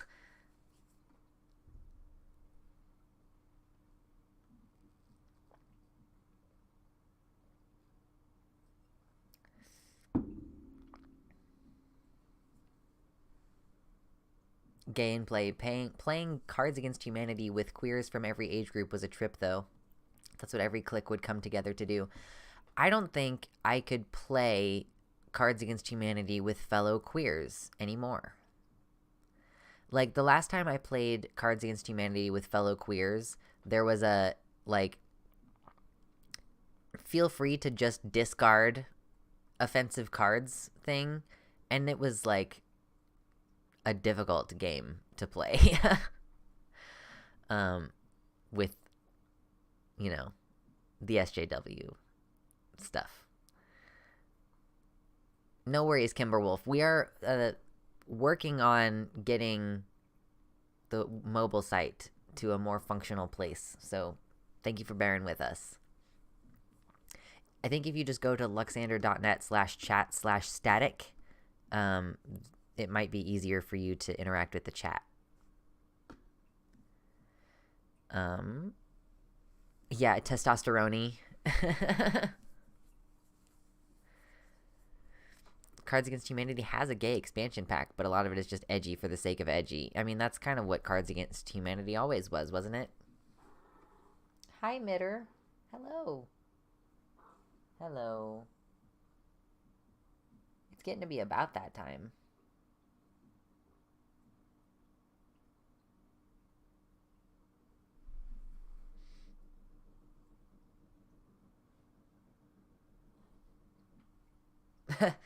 Playing Cards Against Humanity with progressives, but anyone can remove cards that offend them. The impossible to play game. Cards Against Humanity is a card game. Yeah, I don't know if you've ever played Apples to Apples.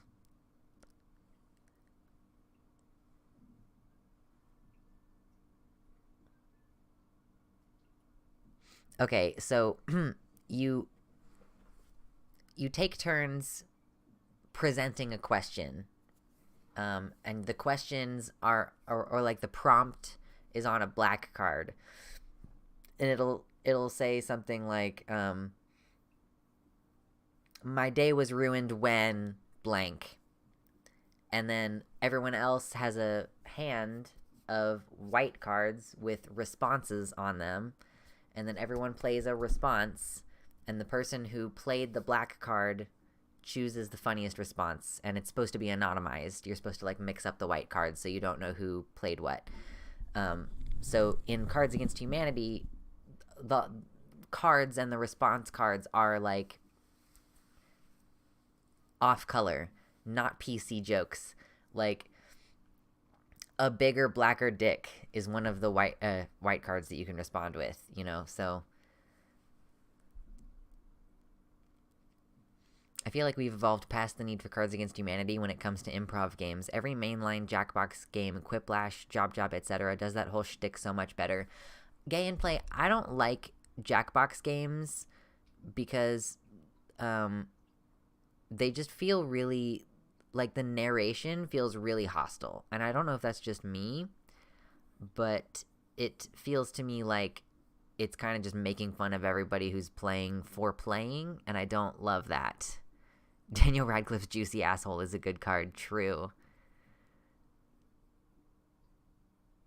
Like, I've played Quiplash and Drawful 2 of the Jackbox games, and it just is so, like, it just is not enjoyable to me.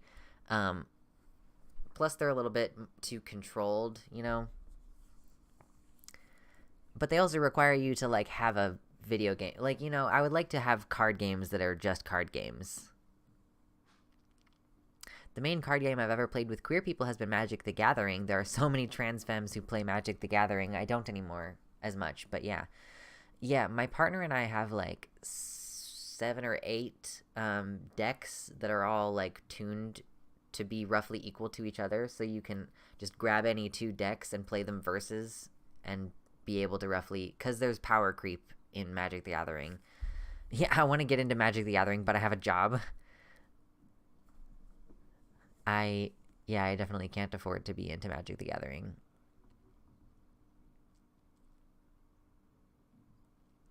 I'm also kind of I think I'm a little bit burned on Quiplash and Jackbox games because it was like, when I was trying to be friends with atheist community people for the second time a few years back, I watched my friend Jimmy playing Quiplash with a group of people, and one of them made, like, a joke about the Statue of Liberty having a dick hidden under her dress, and I was like, yikes, that's transphobic. And then I made a YouTube video called "This Is Why I Don't Hang Out with Cis People," and it was a whole fucking problem.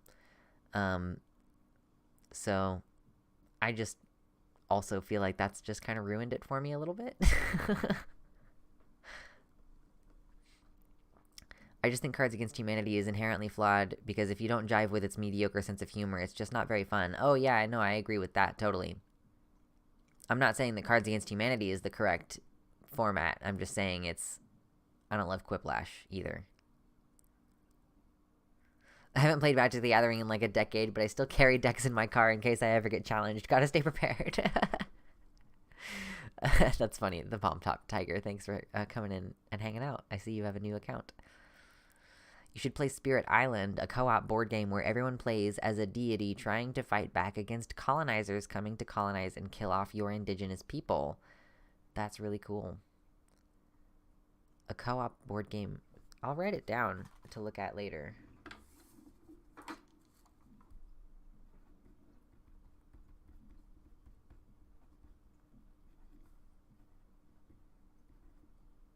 And I gotta write down that it's a board game so that later I don't look at that and go, what is that? You just noticed the eggs? Yeah? I wanted to make eggs for Ostara because it was Ostara quite recently, and I decided to make them trans because that made the most sense to me. I'm thinking about auctioning them off and donating, like, some percentage of that money to a charity. I'm not sure, like, what platform to go about doing that on, but I was like, I'm gonna want to get rid of them at some point, you know? And it's like, what better use for some of the useless shit that I crochet all the time. I prefer Joking Hazard to Cards Against Humanity. I kind of want to look into some of those different types of games. Oh, so Joking Hazard is a Cyanide and Happiness game where you build a 3-panel comic with cards. That sounds awesome.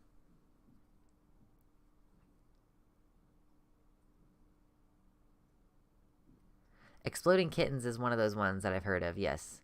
Yeah, they would pass as Easter eggs. Easter and Ostara are functionally the same thing, except one of them was stolen.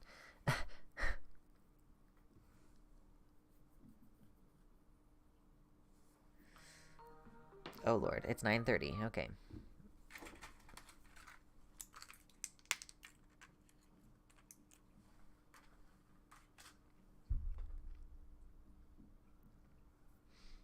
Uh-oh, Ela Devine.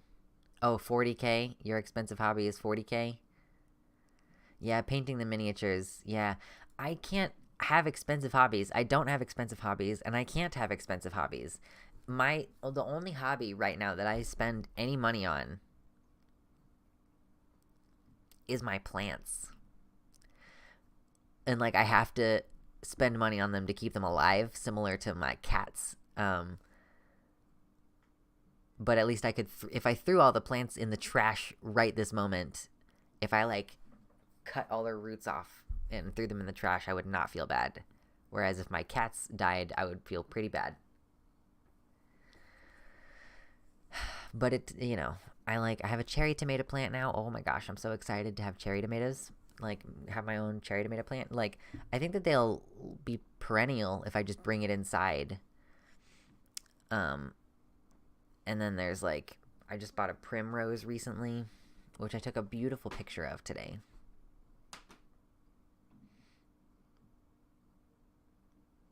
Nice, Ela Devine.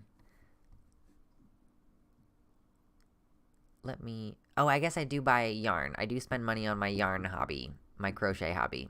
I'm trying not to do that as much. And I pretty much only buy yarn on clearance. I go to the clearance section and I'm like, I want this yarn. Give me the yarn.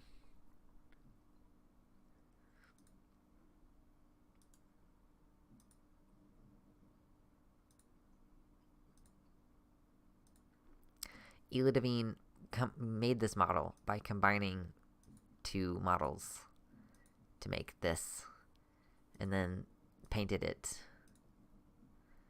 So I just figured I would show that off real quick. Yarn has drained my bank account so many times.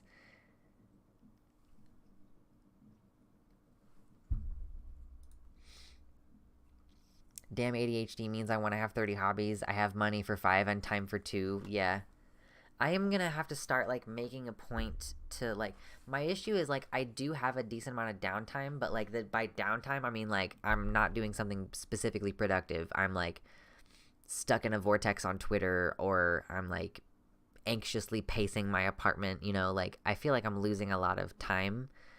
And I want to like be more deliberate. Like if I'm gonna be anxious and pacing the apartment, I'm gonna go on a walk outside, or if I'm stuck in a Twitter vortex, then I'm gonna like put on a movie or something and like pull out my yarn and crochet. Like I need to actually relax. I saw a video of someone unraveling old sweaters and reusing the yarn from that for their crochet. Seems like a nice money-saving idea. That could be cool. I do not have a treadmill. And treadmills are not the best either because you aren't actually moving forward. It's weird for your knees. I think there is a gym here in town that has an indoor track, but not going to a gym. Just absolutely not. I would rather just throw myself off of a cliff. I don't have any exercise equipment except for like a couple of free hand weights, which I do think I want to start using. But I've been doing yoga lately. Yoga's good.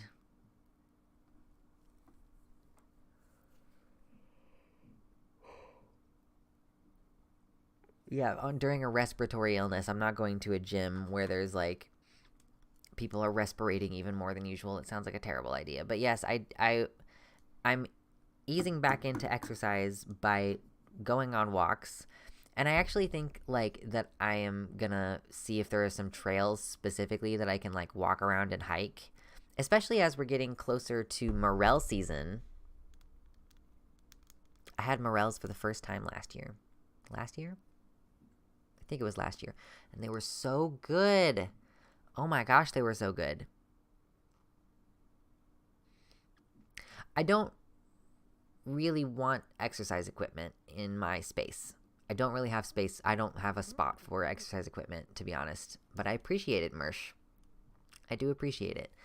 I need to get vitamin D anyway, so I don't mind doing the exercise actually outside. Some VR makes for good exercise, but it's expensive. I have a DDR mat. I could do cardio with DDR. I've thought about doing it before. I think I need to clear more space in front of the TV, but I want to learn more about mushrooms. Well, Tabaxi Bay, I'm happy to tell you that there are so many people on YouTube who talk about mushrooms.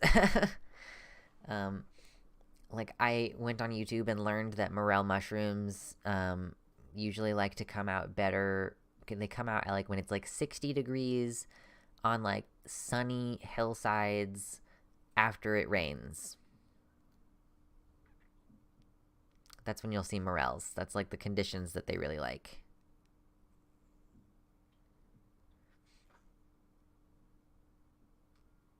Resistance bands could be good, yeah. I have a pull-up bar. We want to get a well, I learned about morels specifically because that's what I was hunting. I didn't look for any other mushrooms. Well, so the reason that I'm okay with hunting morel mushrooms and not other types of mushrooms is that the types of false morels that there are like very obviously not the same thing, you know? Whereas many other species of mushroom have close enough lookalikes that I would not be comfortable as an amateur making the distinction, by far and away. Morel mushrooms, very, very easy to identify. Like, so fucking easy to identify. I don't know what isometric exercises are.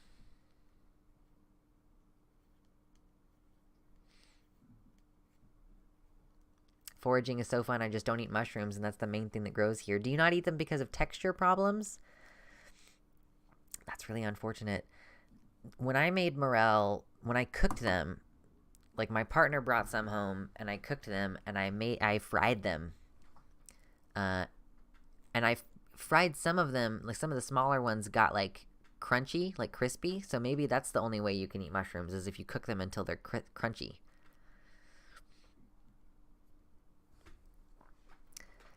Yeah, I mean, honestly, like, I should check the weather and figure out, maybe I wonder if this weekend there's going to be, ooh, that's a really good idea.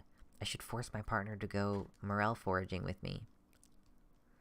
I like oyster shrooms. Very good, very umami. Oyster shrooms are the ones that commonly are sold in those, like, boxes, right? Those, like, boxes that, like, you just cut open the sides and, like, spray them with water and the mushrooms grow out of the side of it. I thought about getting one of those at one point. I don't know. It just seemed weird.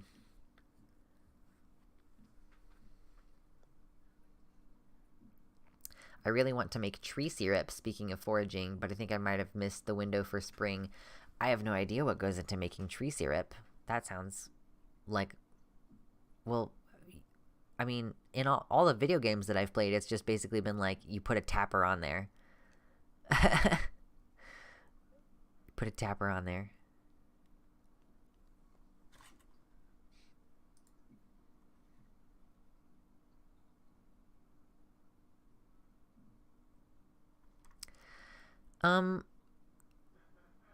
I think that yoga contains some isometric exercises.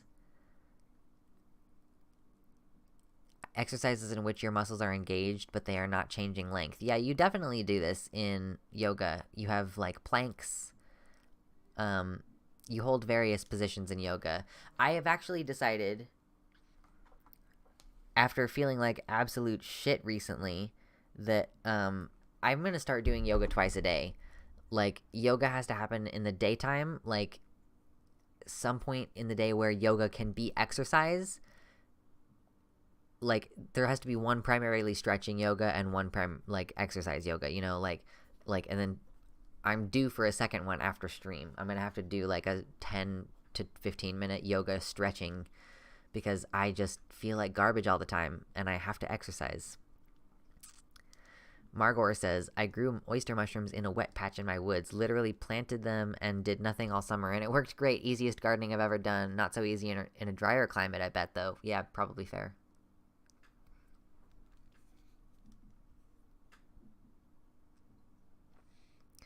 Tutorial. Hole in the tree and this app comes out and then you boil it. Okay. And yeah, I was about to say, in every video game that I've played, you just put a tapper on the tree and then that's... You have syrup now, if you or oak resin or whatever it is in Stardew Valley.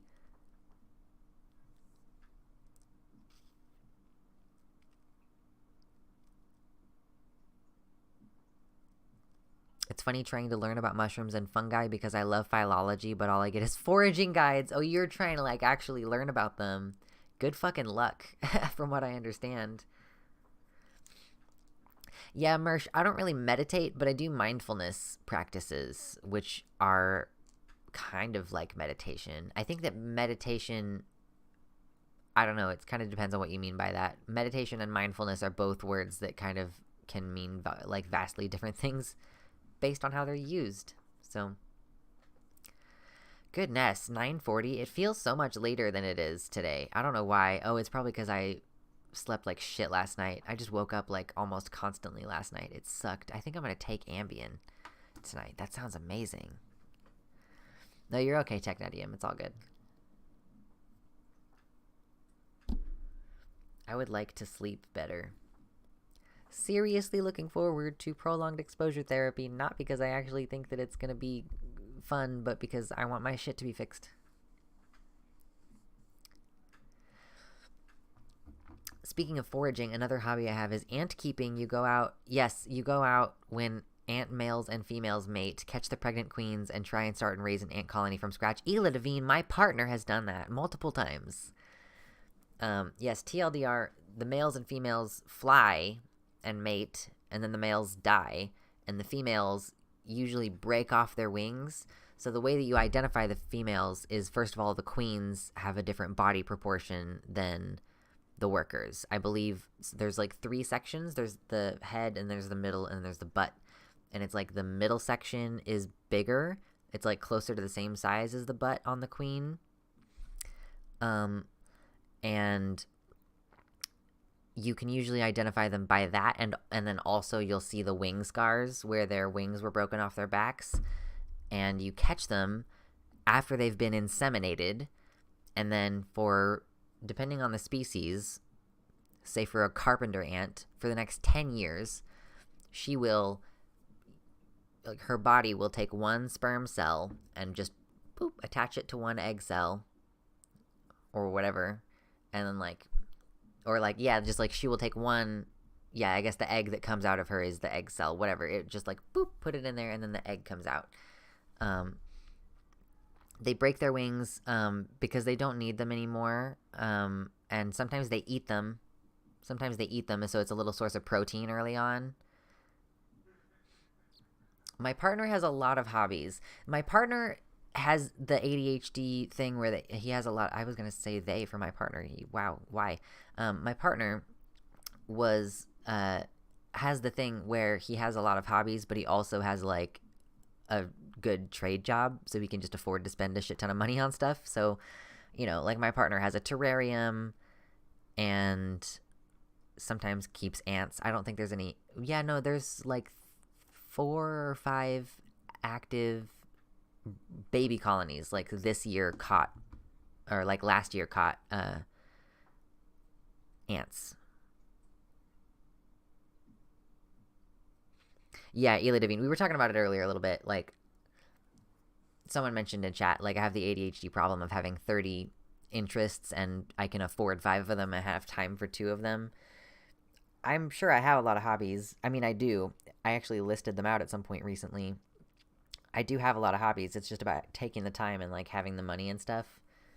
Like, I wanted to get into pyrography, and then I started looking, like, I bought the pen while I was just at the craft store, and then I looked at videos on YouTube about how to do pyrography good, and every single video that was like beginner pyrography was like, oh, you bought the like $25 pyrography kit. Well, fuck you.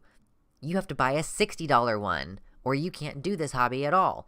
And not only that, but you have to have a dedicated desk space because it has like a fucking stationary box and the pen is like separate and attached to the box.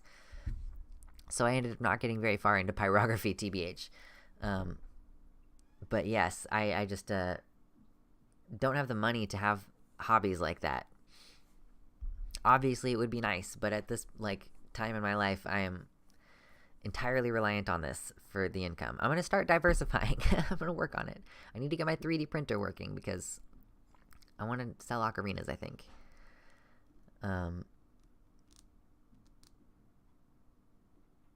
Oh my gosh, if you happen to live in SoCal, there is a spot near Joshua Tree where you can catch Acromerex versicolor queens, a special desert-dwelling leafcutter ant species. That's cool.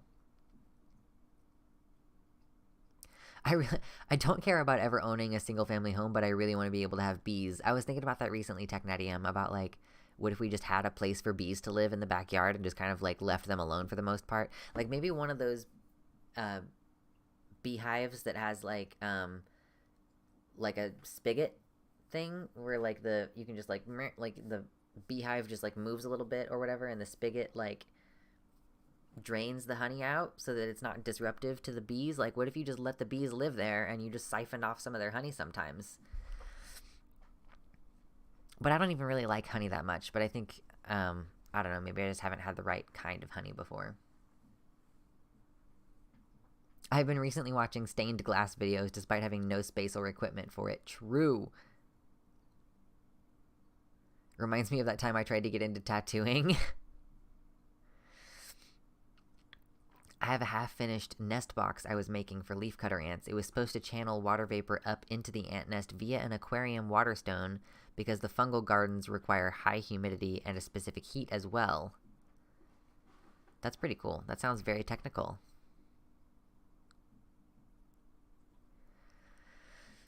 Speaking of just, you mentioned disappearances, Mersh.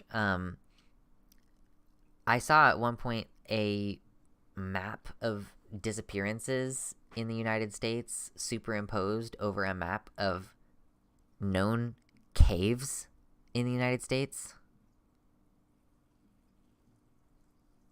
Don't like it. Don't like it. Don't want to, no, it's not good. Don't love it. Ants Canada, anyone? Yeah. Yeah. Yeah.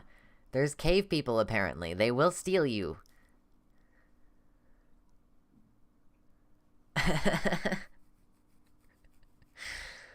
Don't care for honey, really. I have, however, been thinking of making some homes for local bee species and seeing how it goes. Yeah, or you could just sell the honey. Or I could make mead. I don't have to eat the honey. I could just make mead. I want to make mead. That is a hobby that costs money. So much money. You know that it's like fucking 3 pounds of honey to make 1 gallon of mead. That is so expensive, especially if you're buying from local honey people. Oh my god, that's so expensive.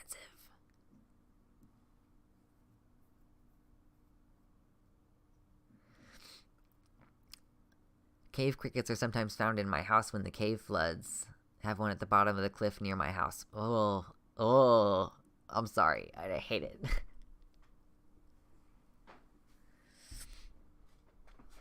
I mean, to be fair, I don't know what the conversion rate is either for, like, grapes. I don't, like, because mead is just wine made with honey instead of grapes. And like blueberry wine is wine made with blueberries. What is happening here is you're taking yeast and water and some sugar, some kind of sugar for the yeast to eat, and then shit out alcohol. And then they keep eating the sugar and shitting out alcohol until there's so much alcohol in the solution that they die because they're breathing in their own shit. So you end up with just like a fermented beverage with the fundamental flavors of whatever you put into it initially. I don't know how much pounds of grapes it takes to turn a gallon of water into a gallon of wine. But I think that like just maybe like honey is more expensive now than it used to. Like it used to be more available or something. I don't know why it takes so much. Like it's fucking crazy though. What's up, Gene the Bean? I know I haven't changed the stream title in a while. We've not been on that subject for a long time. Oh, no. We recently had a researcher from UVA go missing in the park last month. She was found a distance away from her car. It was classified as a missing 411. Ooh, I don't love that. I really don't like that. I don't like that at all. I'm not a fan. I don't want it. Don't want it.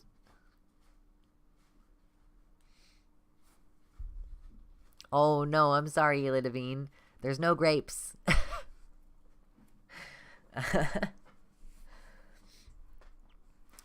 But you can also, the cool thing about it is that like you can, like raspberry mead is wine made out of honey and raspberries, but mostly honey, which is why it's considered mead and not primarily wine, which is interesting. But mead is just wine with honey as the primary sugar in it. And I actually have one of my Amazon wish lists has a bunch of mead making stuff on it. Although I think that there is a store that I saw recently, like I was driving and I saw a store that might have had like beer homebrew stuff. So I was kind of thinking like, oh, maybe they might have some of the shit that I would need to make mead. But then the issue just comes back around to honey. And like finding a honey that I like enough to make a mead out of it, you know? Yeah, Hila Devine, you could do it with, you could also just make raspberry wine. Like you can just make raspberry wine also. So the whole thing would be quite tart. That sounds like interesting. Make kvask. I've never heard of kvask.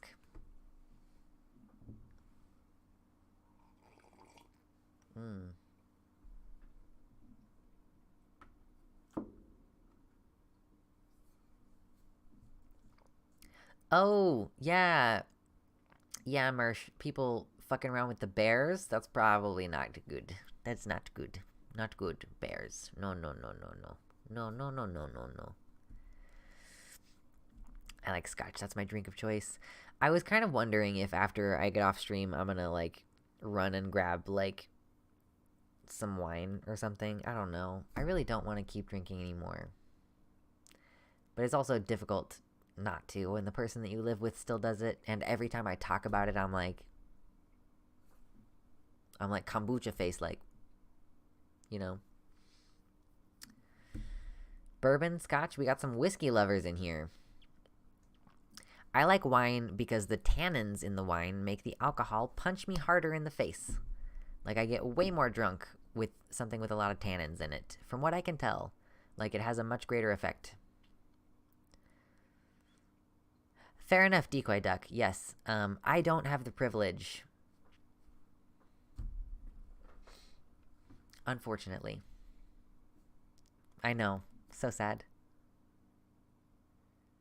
No worries, Mora, again. I was wondering why you deleted your messages, but I figured it was for a reason, so no worries. I'm happy for all of you in the chat. Happy for all of you.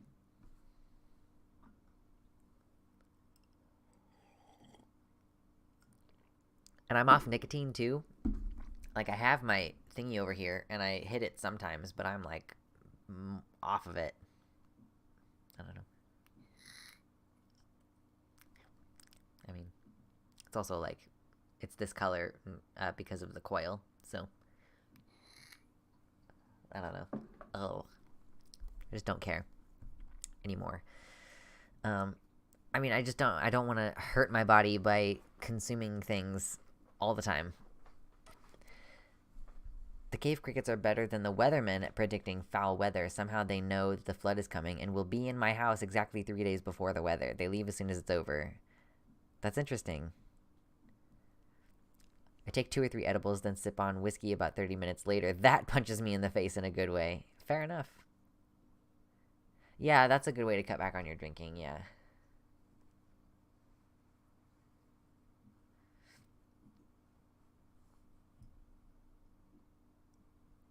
Yeah, yeah, well, I guess like 2 or 3 edibles. Are we talking like little pieces of candy or like whole brownies? Like 3 whole brownies? Yeah. I mean, some, you have the tolerance. Gene the Bean says just got off a 15.75 hour day filing tax returns. Deadline day. Yikes. Is it deadline day? I thought that was. No, I don't. Like, I still have like 2 or 3 weeks. I'm so late on it this year. I'm normally way more on it.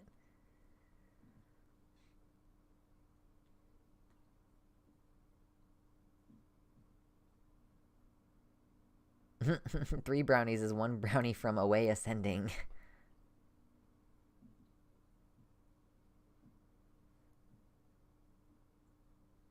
Ah, in Canada. I see. I see. I see.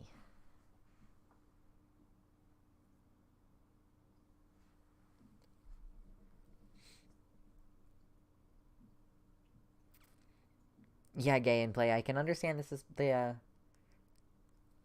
I'm having a lot of fun listening to this convo as someone who just doesn't like to do drugs. Yeah,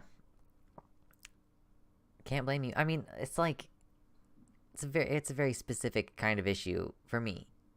It's like escapism, substance abuse problems.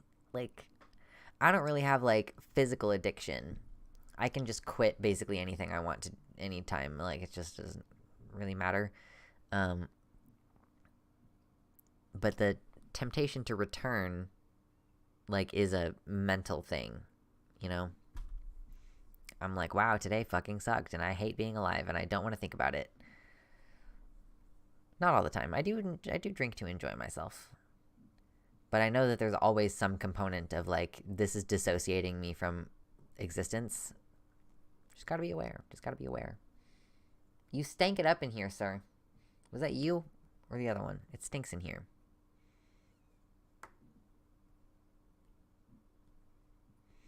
The physical addiction to caffeine. Yeah, I'm working on that one. I haven't had very much caffeine the last couple days. Like this, like chai. I think it's only down to like here, and I.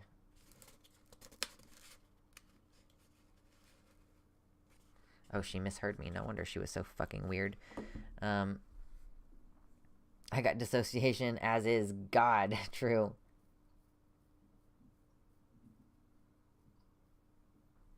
Oh my gosh. In Staunton, Virginia, in the synagogue parking lot, there was a sinkhole that took a whole 2 story Victorian house.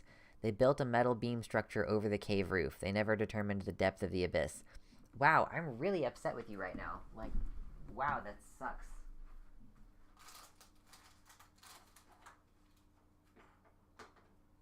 Hold on, I'm trying to here. The cat box is not very far away from me, so when we have a particularly stinky shit, it's like very directly awful for me to experience. Fucking hell. Don't do this to me. There we go. Um,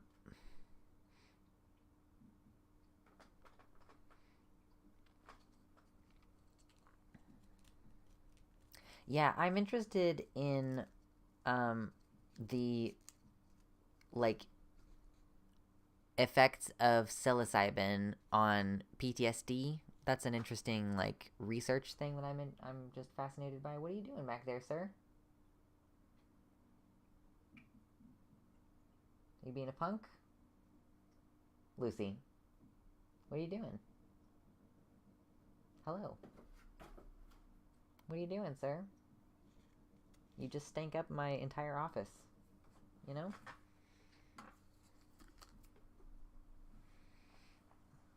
Mmm. He's a kitty. He's coming to say hello. I mean, he's coming to say, I'm hungry. He's hungry, Lucy? Hmm?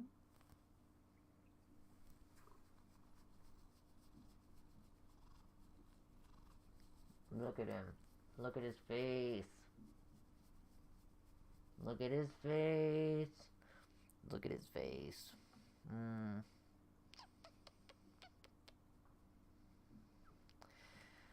Are there caves in Kansas? I don't actually know.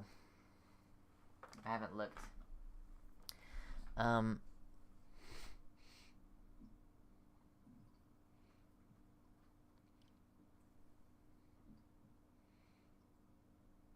I did a mild dose of shrooms before with my Sir as trip sitter, and it really did even me out for several months afterward. Yeah, that's interesting. If you take just enough, you won't hallucinate. You'll just have this great feeling of utter euphoria. That feeling really helped me a lot with my negative trans feelings I was having. Fair enough. It's interesting. Hard to get a hold of. They're hard to grow, actually. It's hard to grow fungus without also growing mold, is the problem.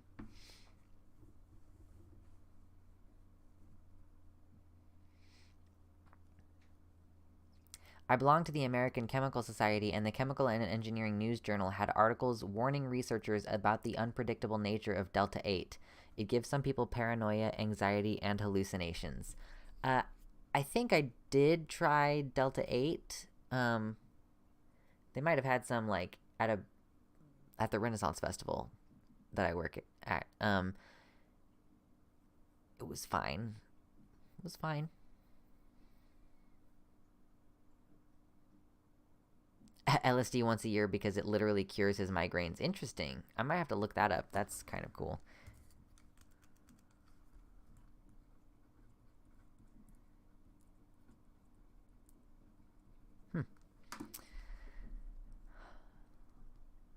Yeah, I'm sure. Like, I know some people, even with the regular, not Delta 8, but like a regular THC, some people get really paranoid and fucked up on it, and some people are like, this is perfectly fine and relaxing, and it's not a big deal, and everybody's biochemistry is quite different.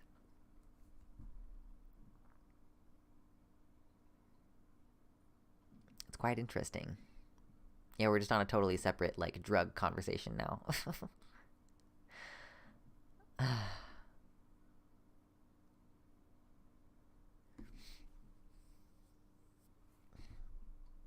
I think that oh my god, I really just shouldn't buy anything. I feel like with this month actually sucked for me financially. Actually not great. Um Not like catastrophic, but like have less money at the end of the month than I did at the beginning of the month. And I'm like, I have already had the thought, like, sometimes I think to myself, like, oh, it should be fine for me to buy this. And then I do. And then I'm like, have several $100s less at the end of the month than I did at the beginning of the month. So I probably shouldn't. But like, I'm like, oh, it's only like $5 to get one of the like one night worth of wine things. It's not a big deal. But then you do that like 5 times throughout the month, and that's $25.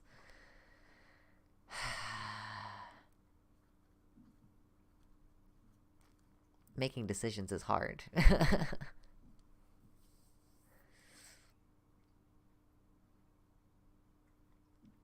Interesting. Ela Devine says, I was able to see myself in a mirror as like a separate human, like an out-of-body experience, so I could judge myself fairly without all the self-loathing and socialized bullshit. It was the most gender-affirming feeling I've ever had. That's really true.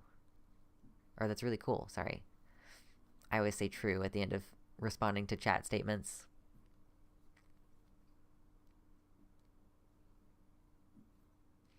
That's sweet gameplay.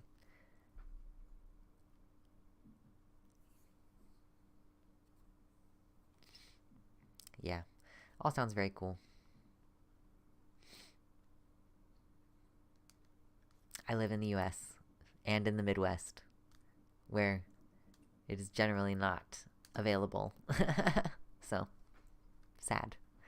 So sad. But alcohol is available, so maybe I will just be irresponsible and spend $5 really quick. Shrooms can go south quick. Yeah, always have a trip sitter. Have a trip sitter. If you're going to do these things. Some places they're legal. You can do them where it's legal.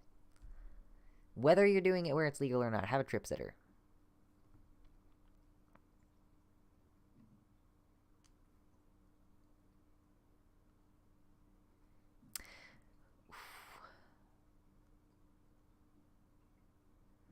Oh, that's cool.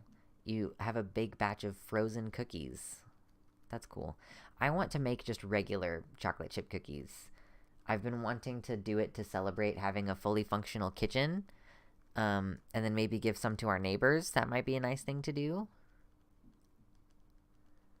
Could be good. TBH, I don't even smoke weed alone. Wouldn't even think of doing that with shrooms. True.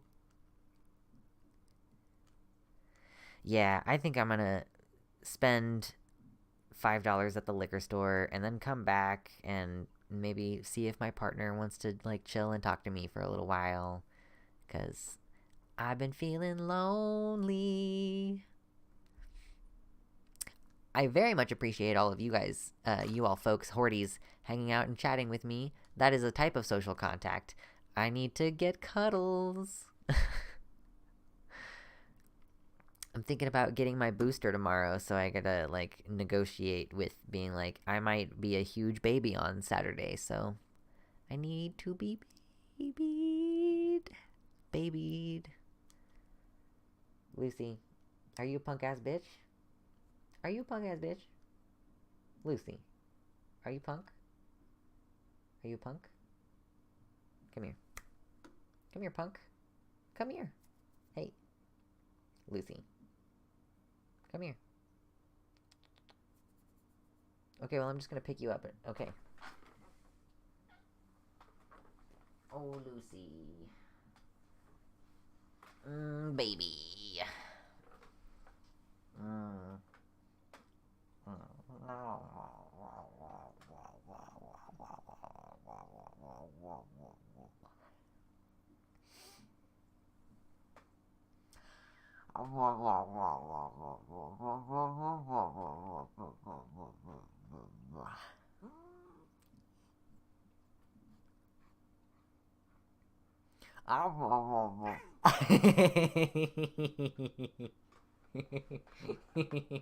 You cannot do anything.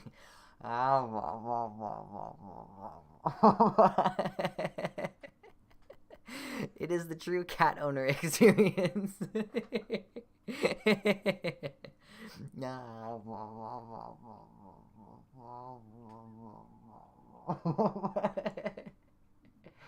You are baby? Are you baby?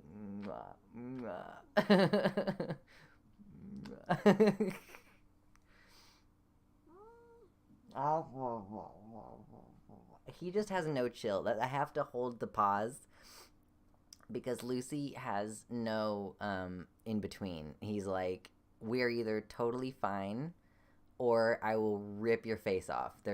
He just doesn't know how to play. Like, I think that this cat is a little bit developmentally delayed. Like, he just doesn't do that.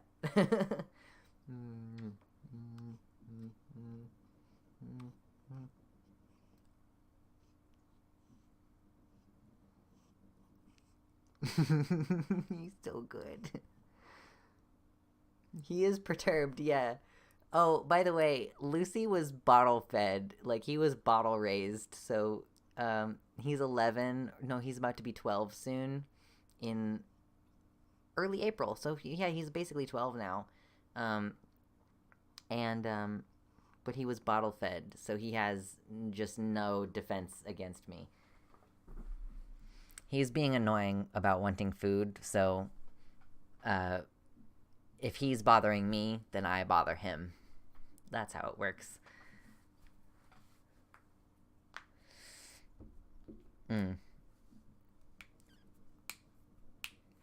Oh, he's doing good. Cats don't actually start acting geriatric for a while. He's good. Yes. So, anyway, I am ready to log off now and have a chill rest of the evening. I enjoyed hanging out with you all and chit-chatting with you all, and it's the end of March. This was my first full month from March 1st to March 31st as a streamer full-time, and it went like as well as I could have expected for just deciding to do a stream. I know, Emily Lawrence, I know. I start at like 6, and then I only go for like 4 or 5 hours usually, so... Yes, it's April Fool's Day now, soon at least. Thank you, everybody, for being supportive and everything. It has definitely been quite nice. And yeah, I'm quite happy. I like enjoying my job. I like being able to do something that's fun. And I like sharing my little life with you. So, appreciate you all. And I hope you have a good rest of your night. Or whatever time it is. I'm not your dad. Bye. Oh, Lucy. What a punk.